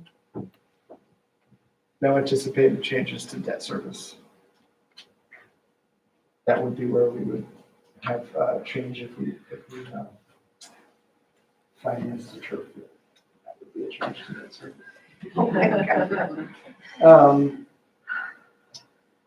Other construction zones. So we don't have any updates from negotiations as of yet to share, but we're keeping a close eye on that. Also, still unknown what our healthcare is going to come in at. So still waiting for a hard number there. When I said we're going to talk about maximizing grant funds, this is a project that we're working on in the fastest possible terms. We pay federal retirement surcharge for teachers who are funded using federal grant dollars. And all the type of grants that we use to pay teacher salaries, we get charged a surcharge. And that's the Fed Visters retirement program. Fed Visters is assessed on any teacher that is part of a federal title grant, or ESSER, but not ESSER since then, let's just say federal grant. It's gonna jump to close to 25%, which means $100,000 of salary costs us $125,000 if we use federal dollars to pay for it, same thing. It's just a surcharge. And it used to be in the 8% range, and it's gone up and up and up. So now it's starting to get ridiculous. Yeah, it's 20.99% this year, and they're anticipating another big increase. So what we can do is we can look at paying paraeducators using those dollars and doing the switcheroo, because paraeducators do not qualify for the Fed Visters program, because they're not teachers. And so a paraeducator being paid using federal grant dollars costs 100%. It's not 125%. So those same dollars go a lot further if you're not being assessed that surcharge. We have not been able to do a model of this, or to really quantify it, stick a number on it, what we could save, but it feels like it could be a pretty significant savings, which is why we need today. And then the last one to mention is just this idea of equity weighting. We have the master plan in the works. We have these mandates for data collection in the works, and so just making sure that as that emerges, we've got a handle on it and we apply it to budgeting and allocation as soon as possible. Okay, so just some data based off of requests here. I guess this was the request, but this is the last slide that I had in there. So we did a per pupil breakout of budget segments. Over here was that budget number that I showed in the last slide next to the enrollment divided by pupils. Oh, right here, sorry. Here's all the rural elementary school students, which sum to 372, and then Mary Hogan at 385, and then mums in the high school. Budget, and then we take facilities, which we are able to break out a lot of facilities by school because we track repair and maintenance costs by school, we track utility costs by school, and we track custodial labor costs by school. And then over here, tech's a little bit trickier because the only thing that we're really currently tracking by school is like what is internet costs associated with the building. But again, it's a metric, and because it was so clearly segmented by building, it was something we're putting in here. Didn't put in things that were muddy. Transportation is the most muddy one because our buses are shared between secondary and elementary. And to just be clean about it, I split ridership right down the middle. So we take the number of buses per town and assume that half of the riders are going to go into Middlebury to secondary school and half of them are going to stay at the elementary school, which is the basis for these costs in both the primary and secondary grade levels. This is meant to just be a comparative block of data for you to take a look at. And I'll pause for questions, but I'll also just keep going. Finish this thing off. I'm so sorry, Matt. Building budget is different from facilities budget, meaning building is like staff, it's like it's teachers. Yeah, it's like what we present in the budget book is that building. But facilities is like the infrastructure budget. of the Yeah, so all buildings. the repair and maintenance, utilities, custodial are the three big things that drive the facilities budget and augments the building budget. So, if you stitch these 4 columns together, you're starting to get to like, what does each kid cost at that school? And again, there are plenty of costs that aren't represented on here. The most obvious one that's missing is student services. The reason for not putting that on here is because of how difficult it is to allocate those costs to buildings, because the reason behind allocation is the need of students and not the building in of itself. And so we didn't want it to cloud things up. Nicole and I are also working on how to bring that data forward to you in a way that does make sense and will be part of the next presentation. All right. Do I want a pie? So we're having pie. For dessert, it's the end. So we, this was interesting. Put together a quick little pie summary, and it was interesting to me because it revealed some pretty cool ratios across all of our cost centers, which just accidentally happened, but it's still cool to look at. So in general ed, this is all of those building budgets that we talked about that aren't related to facilities, tech, or internet, just the teachers, parents, principals, notebooks, pens, and pencils. We have about 10.6% non-personnel costs and about 90% personnel costs. If we overlay contracted services, which if you recall from an hour ago, I said it was people who we pay to do stuff for us that aren't ACSD employees. That settles us into about a 90-10 personnel to non-personnel ratio in the general ed budget. Okay. We do the same thing in student services. So if we start off on paper just looking at what's our employees and what's a non-personnel cost, you have this 75-25 split. However, we do have a lot more contracted services that live in this budget unit. And so if you bring those people in, because again, these are people working with kids, you wind up at right around a 90-10 split. So pretty much the same ratio of people to not people, both student services and general ed. In some of our other departments, this is the one. So both of our sort of district-wide umbrella administrative departments of PD, curriculum, and board and central office, we have almost an identical 1/3, 2/3 split between personnel and personnel. And then down to the 10th of a decimal point in tech and facilities, we have the exact same, check that one twice, ratio of personnel to non-personnel, despite, millions of dollars of difference in budget amounts. So that was kind of good. But I think that there's a nice symmetry to this. It really shows that, the ratio of budget dollars here is centered around paying the people that we need to educate the kids, with the exception of the two departments that we rely on to take care of our buildings and the infrastructure there. So, any questions on that? The only other thing that was a request that didn't make it into here was just for district-wide data similar to the facilities master plan regarding the FTEs by location, and that's going to be ready soon, but not tonight. So she goes off the hook. Unless there's any other questions. Thank you so much, Matt. Thank you, Matt. A lot in that, Matt, thank you. Yeah.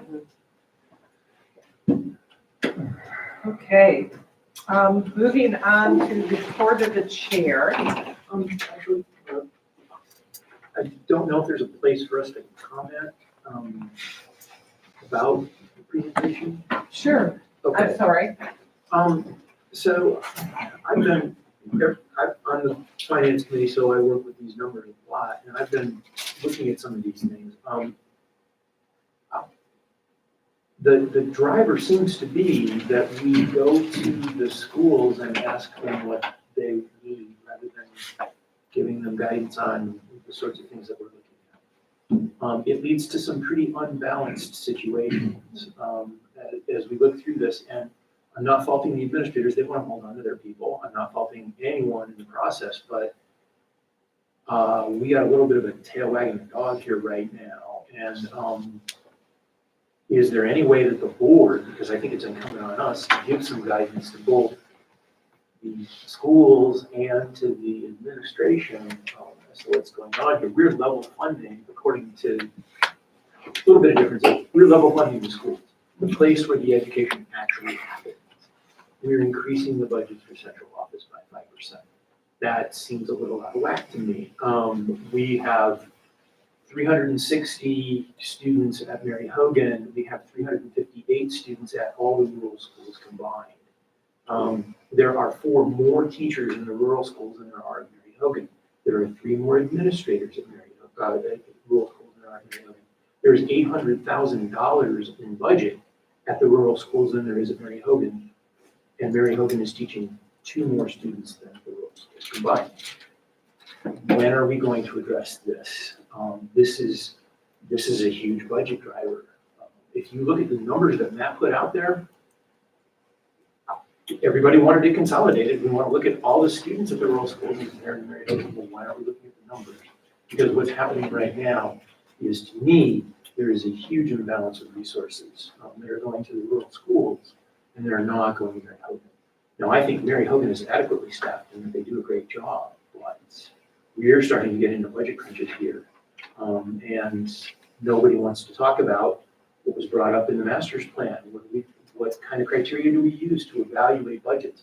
What kind of criteria do we use if we are going to start talking about consolidating facilities? And this board has not addressed that yet. And I think it's incumbent on us to at least start looking at those, either through an ad hoc committee or some other discussions, because anybody starts adding these things up together, it looks like there's some inequity going on here. And Mary Hogan is a Title I school, and it's $800,000, getting $800,000 less than the rural schools. Where's the equity there? Where is the addressing some of these issues? It is also one of the most diverse schools. Again, we can't address diversity if we're asking Mary Hogan to do it with money that, in my opinion, is trapped in rural schools with these numbers. So I would like the board to consider either creating an ad hoc committee to look at this issue or to charge the finance committee to start talking about this, because we're not talking about this yet. Thoughts? Ellen? I actually asked Matt and Tim, Dr. Williams, if they could provide some updated staffing numbers based on, similar to the chart that appears in the facilities plan from 2021, partly because I really want to make sure that if and as, which we do have to reengage that conversation as that comes up, that we're holding at the center of it staffing and staffing ratios in the buildings, because something that always has disturbed me about that plan is how with 3 or 4 school models, there are dramatic decreases in staffing numbers for Mary Hogan, which would be absorbing many more students, and then sort of across any other consolidated school model. So just throwing out there as we embark at some point tonight or otherwise to continue an essential conversation and we're talking about cost and equity, that we're also being very, very clear that we need to be talking about how we are making sure that students have what they need, to what Mary Heather was saying, that it's not just bodies in the room, but let's not pretend that having fewer adults in these buildings right now would be beneficial for anybody. So just wanted to put that into the mix as well. Okay, Mary Heather? I agree with both Steve and Ellen on this. And it's gonna be a really difficult conversation and task to try to figure out that balance. The reality is, if this district is to reduce its budget, personnel is the manner in which we have to do it. I mean, you saw the pie chart, 75 to 85% of our budget is on personnel. And so as we continue to move forward and sustain increased budgetary constraints, those are the things that we have to look at if we are in fact to make an actual change in our spending. And in order to do that, I think we would need to look at some kind of consolidation where we're looking at the administrative costs. If you look at the administrative costs of 3 small schools versus just combining a couple of schools, right there would change your administrative cost.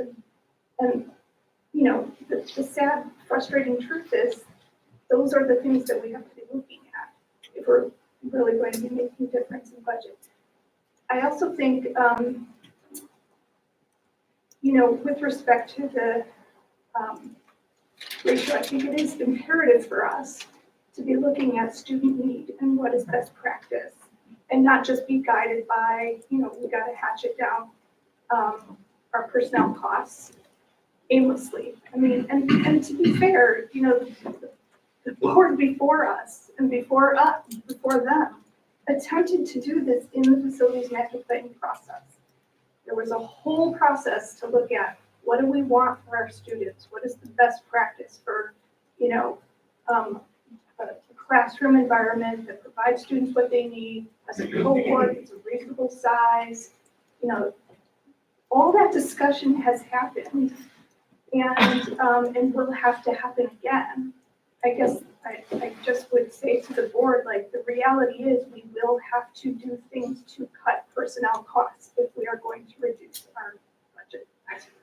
And I'm not necessarily advocating for it to be done for FY25 when we're in the middle of a superintendent transition, but it is something that is going to keep coming up and smacking us in the face. And if we keep putting on our blinders, we're not doing any of our students any service. Joanna? I totally agree that we need to focus on student need. What I really would hope as a board we could consider is actually trying to identify the real problem. And we saw a lot of numbers here, but we also at the last meeting heard multiple people give public comment about this, the need at Mary Hogan and this really big kindergarten class. And what I see is capacity in some schools and a need for students to not be so, so densely populated at Mary Hogan.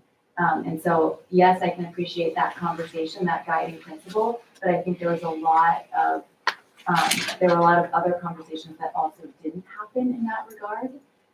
And I'm just remembering back in 2013, 14, Peter Burrows had this vision for a unified district, a one learning community where the antiquated town lines were dissolved. And we could actually look at individual students' needs and try our best as a whole district to meet those needs. And I saw a lot of numbers, and I know that we have to then reconcile that with the other priorities, which is each student. And so I totally agree with Steve. We should have people looking at this and trying to solve this, but actually identifying the problem we're trying to solve. Hey, Lindsay. Yeah, I'm agreeing with what people are saying, and there's a lot of different ways of looking at this. So if we have one school that has, this more students, but they're receiving $800 to $1 million less funding, I'm looking at the strategic plan draft and footnote 3 talking about placement criteria and an idea like what you're, I think, alluding to, Joanna, of could we more evenly distribute the students through our 7 elementary schools so that there's actually more students in the rural schools? I mean, there's, just saying that there are a lot of different ways to look at this, or there are districts that take one school and they create mini magnet type situations where one is focusing on more of a, an adventure based or an outdoor education. And so, thinking outside the box, I just want to put that out there that as I think that Steve bringing up, like, let's talk about this. Let's not just ignore this elephant in the room, but, there's decreasing spending, but there's also more equitably trying to figure out how to do that. And I've given the example before. I lived an equal distance from Salisbury, Ripton, and Mary Hogan. And I did not have a choice whether my student went to one or the other. And I can't imagine, how many other families fall into that. And so number 3 in our footnotes of the strategic plan, we are addressing this, but very, in the footnotes, there's other footnotes in the strategic plan, 4, talking about consolidation. But I agree that this is something that we should be talking about alongside the budget talks and not like after the fact. So let's try to think creatively about how we can manage this. If we really do, if the students need the teachers, maybe, I don't know, instead of having 20-something kids in one 5th grade classroom and 8 in another, to not shut down those conversations with easy answers like, oh, we would have to bus them there. Well, no, I mean, there's other ways of dealing with things, so. We're not gonna solve this issue. No, today, I please. know we're not. I really not wanna, all of us have our own opinions. for Yeah. sure, but- Yeah, so I was basically gonna ask, what do folks wanna do as the next step? Do we wanna form some kind of a ad hoc group, maybe after we get to the strategic plan one? I think at a minimum, I think we do need to provide guidance for the ESSER-based positions as a board. What criteria do we use to include those? Because right now they are included in the budget. And without us helping with some criteria, they will continue to be. So that's one thing right now that we can look at. But I'm open to how do we evolve this conversation with the understanding that, major changes probably will wait until we have a permanent superintendent. But that doesn't mean that we can't be thinking and doing something towards it now, right? This is a conversation for next board meeting. I was gonna suggest Yes, it that has, another agenda. it has a full board agenda. I know. Sure, Yeah. but I think Okay. so, yeah. sounds good. It was dealt with a long time ago. Let me tell you, I spent 1,000 hours dealing with this issue. And so I do get a little bit hot under the collar when I hear, well, we need to be creative. Hate that, sorry. Sorry, Chip. No, I'm not talking to you specifically. I'm talking to the general elephant in the room. How many of you were on the board when we were doing this? Okay, so. Okay, so we'll consider that for the, maybe not the special meeting, but, the regular board meeting. Okay, next, moving to the report of the chair. In your board pack, you do have a draft of the work plan that we've put together, and by we, it's the executive committee. We've been meeting on this several times to come up with a framework for a work plan, which we currently don't have. You'll see on here that it includes some special activity ones that will fall off after this particular year, such as hiring a permanent superintendent, the strategic plan and the approval and implementation. The green items are ongoing activities that, as kind of a board, these are the things that we're responsible for. We did it based on a school year calendar, July through June. And the hope is this framework can be used for future years so that there's work to be done, but it's like identifying details as opposed to what needs to be done, the major category. So even now, there's areas that need additional drill down. But at this point, the framework that we have here is at higher level, kind of driving at a glance. This is what the board is involved in and is responsible for. Any comments on this? Any input? Mary Heather. I guess I just want to follow up with your introduction in that the goal here, obviously, it's going to be kind of a living document that can shift throughout the year as our work shifts.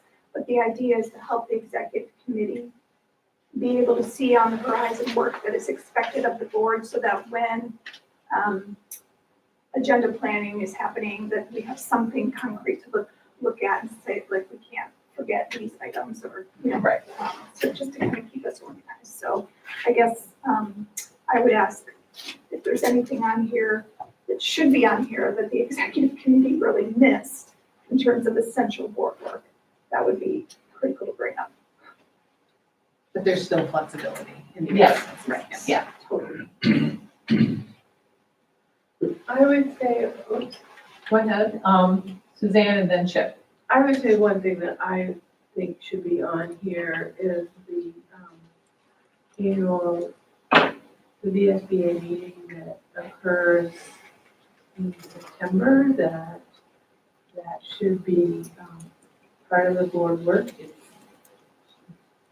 normally an educational piece that happens along with the annual meeting, but the VSBA is kind of our umbrella organization, and we should be attending and making those meetings. Thank you. And Chip. I know that the superintendent goal setting and evaluation part will be solidified better once we have someone who's gonna have input on it. Right. But that has been a very, at least in my years on this consolidated board, really haphazard, honestly, at times quite awkward. So I think that's a really, when we do hire somebody, I think either the vehicle that we're going to use, which has been always in question too, or the timing of it all and how often we do it, that to me is a really important part of this, because at times you did it right after a new board came on, which made no sense at all. And so I know that's there and written, but Right. that has to be highlighted even more, that that's a Right. really important part of this time. Yeah, and right She's now. our only employee. Yeah, She and is our- right now, there's no sub-bullets under item No, eight. I know that, I'm And just making the point. Yeah, and the idea there is this year we won't be doing that, but this definitely needs to be broken down and just like every other category that we have there. And implemented with our next superintendent, definitely. Steve? I know it's implied in some of these, but I was kind of hoping for an explicit line item that dealt with academic progress and things like the testing that we're getting, to like say to the administration, hey, when are you gonna report to us, this stuff, like the test that we just got? Because it was great to get that information, it was really helpful, but I didn't know it was coming. Right. And knowing the schedule that we're going to be getting that feedback might be helpful for us, because it is an academic thing, it is something that we should be monitoring, and we said we want to monitor in the past, but I don't see it explicitly on any of this work plan. I might have missed it, but. Right. So items 5.8, Yeah. under ongoing board governance activities. 5.8 is those progress reports, and what needs to happen, and this is, it's all tied to the strategic plan, Right. and then progress reports about that strategic plan. And so this is an area that needs to be broken down. Okay. Once we have the strategic plan, here's the reports that you'll be receiving, Okay, right? And then it'll be clear, and once we have that information, we can add it to this. okay, because I saw that line, that 5.8, and it's June, 100 June. Yeah, because And I- it's like the first quarter, anticipating when the strategic plan is implemented, Mhm. right? Because we have to have that implementation. So that was just kind of like a placeholder to put something down for this year. Mhm. But once we have that strategic plan implemented, then we can flesh this out. And so for the next 4 or 5 years, right, we will have standard kind of reporting associated with it. But absolutely understand that, Steve. Thank you. So, Yes. Mary, Yes, you may. so the strategic plan, the implementation of the strategic plan should add in specific report out events. YRBS is something that happens every other year, and that maybe needs to be added to this. Like I said, it's not done every year, but it could be noted that it's a biannual event, so that future boards will not. Yes. Yep. Yep. For the record, we should say Oh, it's a youth risk behavioral survey, which is done by the state. And sometimes takes forever to get the results back, but. Great. Well, thank you. But, as a tool, do folks, obviously, there's some detail that we need to add as we get that information. Do you feel comfortable with the format and really what we put together here? With the understanding that in some of these, there has to be more detail behind it. Yeah, no, I think this is great. I think this is kind of what I was looking for when I said, hey, you have a plan for what comes out. Yeah. So, yeah, this is a huge step in the right direction, even though there may be details that still need to be filled in. Yep. I really appreciate this. Right. So my thought is, we've received some input here. We can incorporate that. I don't believe, unless folks feel otherwise, this has to be like a formally adopted thing, but we can really start to try to drive by this. And if people feel the same way, Okay, awesome. Thank you. Next on the agenda is our committee updates. And what we'll do is just go down, this is the last board meeting of the month. So we'll hit upon each committee. And if you have an update, great. If you don't, that's fine too. So we'll start with communication and engagement. Sure, so you all should have received the draft board fall update or draft board update for fall 2023. I've heard from just a couple of folks, but I would like to get that sent out to our community either tomorrow or Wednesday. So if you have any glaring concerns, please let me know. Otherwise, that'll go out. One thing I do want the board to think about as we move forward with strategic planning is how you would like the communications and engagement committee to do additional engagement around the strategic plan. And I don't mean just an email, but like actual engagement. And we're thinking a little bit about trying to tag on to our parent groups at our schools or somehow connect with them so that we can try to take advantage of when those folks are normally gathering anyway, and just have an opportunity to bring those community members up to date on the strategic plan. And then the other thing was that we were talking as the committee about whether or not we might want to consider doing some kind of board-wide gesture of gratitude to our teachers and staff, maybe sometime before the Thanksgiving break, and just something that as a committee we were talking about, so I thought I'd bring it up to the full board. And I guess just invite your ideas, send them to me through email, and we'll maybe come up with a little plan. So that's all I've got right now. Thank you. Facilities, which is Jason. Our facility meeting this morning was canceled to make way for the ad hoc committee on the strategy plan to meet. We'll meet next month. Okay. Finance? Finance is not had since. Okay. Negotiations? We're still working on schedules, we have not met yet. Okay. Policy?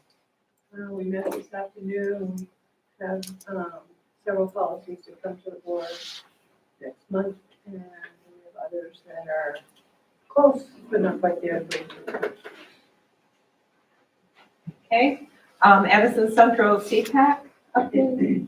There's a couple of things on the calendar coming up. Thursday, November 2nd is a regular CPAC meeting, and before that is a listening session for the families. And then on Tuesday, November 14th, there's a community event on literacy. And Heather Jubo is going to be participating. Thank you. Middlebury Community Television, there was a board meeting. Kurt was here. We did spend some time, talking about the issue that had happened with our open mic. The hot mic, I guess is what you want to call it. Parks and Recreation. I have connected with Scott Bourne, who has been promoted to the superintendent of Middlebury Parks and Rec, and he let me know that they have been processing through a big transition, and once things have settled, he will be setting a schedule for the quarterly meetings. I don't know yet when it'll be. Okay, great. Patricia, the Hannaford Career Center. There's nothing really new it's just a reminder that on the 9th is open house from 4:30 to 6:30. So if you can drop by, it'd be great to see what the $8 million bought you. 4:30 to 6:30 on the 9th, November 9th. Okay. And it's really worth seeing. It's really nice. Okay. And we did meet, the ad hoc strategic planning committee had its first meeting this morning and made some good progress. So we'll be meeting on the 30th, and we are looking to see if we can find another day to meet to work through really our 3 goals and incorporate feedback that we've received. Okay. Any questions to any of the committees before I move on? Are we okay? Public comment, and this time is public comment for any topic. So if you're in the audience and you're interested in making a comment, just raise your hand. And then we'll also, it looks like right now it's just board members that are attending remotely. So No, there's 4 attendees. Oh, I think all the same. No, It's all, oh, there is. Okay, sorry. So first in the room. Yes. A couple quick things. One, Could you state your name? sure, Josh, sorry. I just wanted to make a comment and say, Jim, we've never met before. I think you met my wife, but we've never met before. I just want to commend you on providing some thoughtful consideration to Ty's presentation and the letter that Sarah discussed from last time. Is the only part that we heard here. And that was a big portion of why we're here tonight. Secondly, on Mary Heather and Nicole, I'm sorry, yeah. You guys were talking about paras and qualified people in the classroom versus bodies in the classroom. And from everything, I can only speak to Mary Hogan, that's where my kids are, I don't know the other two yet, but my understanding from conversations with the educators, that's exactly what they're asking for, is more bodies, more adults in the classroom to handle some of these issues.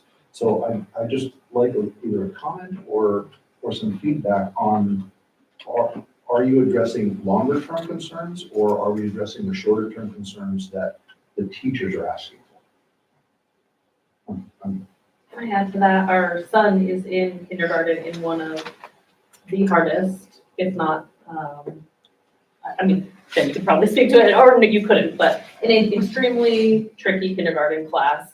And I'm not a behavioral specialist. I don't have any teaching background. I don't have any letters behind my name, and going in there just as a body in the classroom is making a huge difference. I've seen it. I've heard the teachers say it. I've heard the paras say it. I can see it in the kids. So while I think what Josh is asking for, I would love to hear. I'd like to just give personal experience saying that I think long-term goals of adding more higher qualified support is important from the day-to-day goals for our kids. I think there needs to be people paying attention to the immediate need, not just the long-term goals. And typically with public comment, you don't respond. When does that happen? So. How do I have a metric to know whether, I know. whether the changes happen? Yeah, so I know that the district is looking at the short term. I mean, there was an article that was in the Addison Independent talking about really more that short term, trying to provide relief at Mary Hogan, right? So I believe there is work happening at the district level. No, I think everybody understands that. Yeah, We do appreciate exactly. that, and we recognize that, most certainly. Yeah, from the teacher to Jen, to all of you, we're very grateful and thankful and know that behind the scenes a lot is happening. But transparency from the schools, from the superintendent, from the school board goes a long way, because we're sitting at home with our kid coming home, who is a bright, happy 6-year-old who loves school. And we are dealing with a lot of unhappiness from him and day-to-day stress. And when there's a lot of things hidden behind closed doors, it makes it hard to send him into that classroom every single day, not knowing that changes are coming down the pipeline. So transparency across the board would be outstanding. And I'm sure you're in touch with Jen and, right, which is really your first Yeah, we've had meetings with Yeah, Jen, and Jen's exactly. been very Right. helpful, but we feel it goes beyond the teacher, it goes beyond Jen. It really is something that the community should know. It's something that we're happy to hear that you're all aware of, but we just want to make sure that we're not looking at this strictly as long-term goals. Because tomorrow we have to send our 6-year-old into that classroom. I would like to make a comment. This is something I totally appreciate from Mary Hogan. I just want to say I hear this from parents in pretty much every school. I think this is an immediate concern for many, many people. For myself, absolutely we need adults in the buildings. And that's as we're thinking immediately and long-term, any plan around the future of our district that doesn't hold at the center, that we've seen a consolidation model in the middle school where fewer adults were in a building with more kids and it did not work well. If we are not being very honest with ourselves and the community about that, then I don't know what we're doing either. So I appreciate both of you being here. I appreciate people who are willing to sit through 2-hour meetings to make these comments when we could be hearing them at the beginning, so that people could be home with kids. And yeah, it's an immediate need that if we're not putting into a long-term view as well, then we're not doing our jobs. Mary Heather. I would just invite you to also email any and all of us. Public comment is not the only way to reach out to the board. And This was a starting point. Yeah, so please. Yeah. We'd like to continue the Yeah. conversation. and thank you for coming. Yeah, definitely. I do have a quick thing. I would just ask I agree with everything that Steve brought up as far as allocation of resources, dollar figures. I 100% agree with that. The only one comment the only one part of it that I would comment on is saying that Mary Hogan is staffed very well, like to the point where they are adequately staffed. Combining that with that $800,000 figure, I would be curious, Jen, your thoughts on that. And I'm sorry, we can't turn this session into a two-way dialogue, but, yeah, That's fine. We'll have another conversation. yeah. Thank you. So thank you. So at this point, what we're gonna do is move into an executive session. So I'm gonna let Jim tear down. And we'll make a motion to move into executive session. Oh, shoot, all right.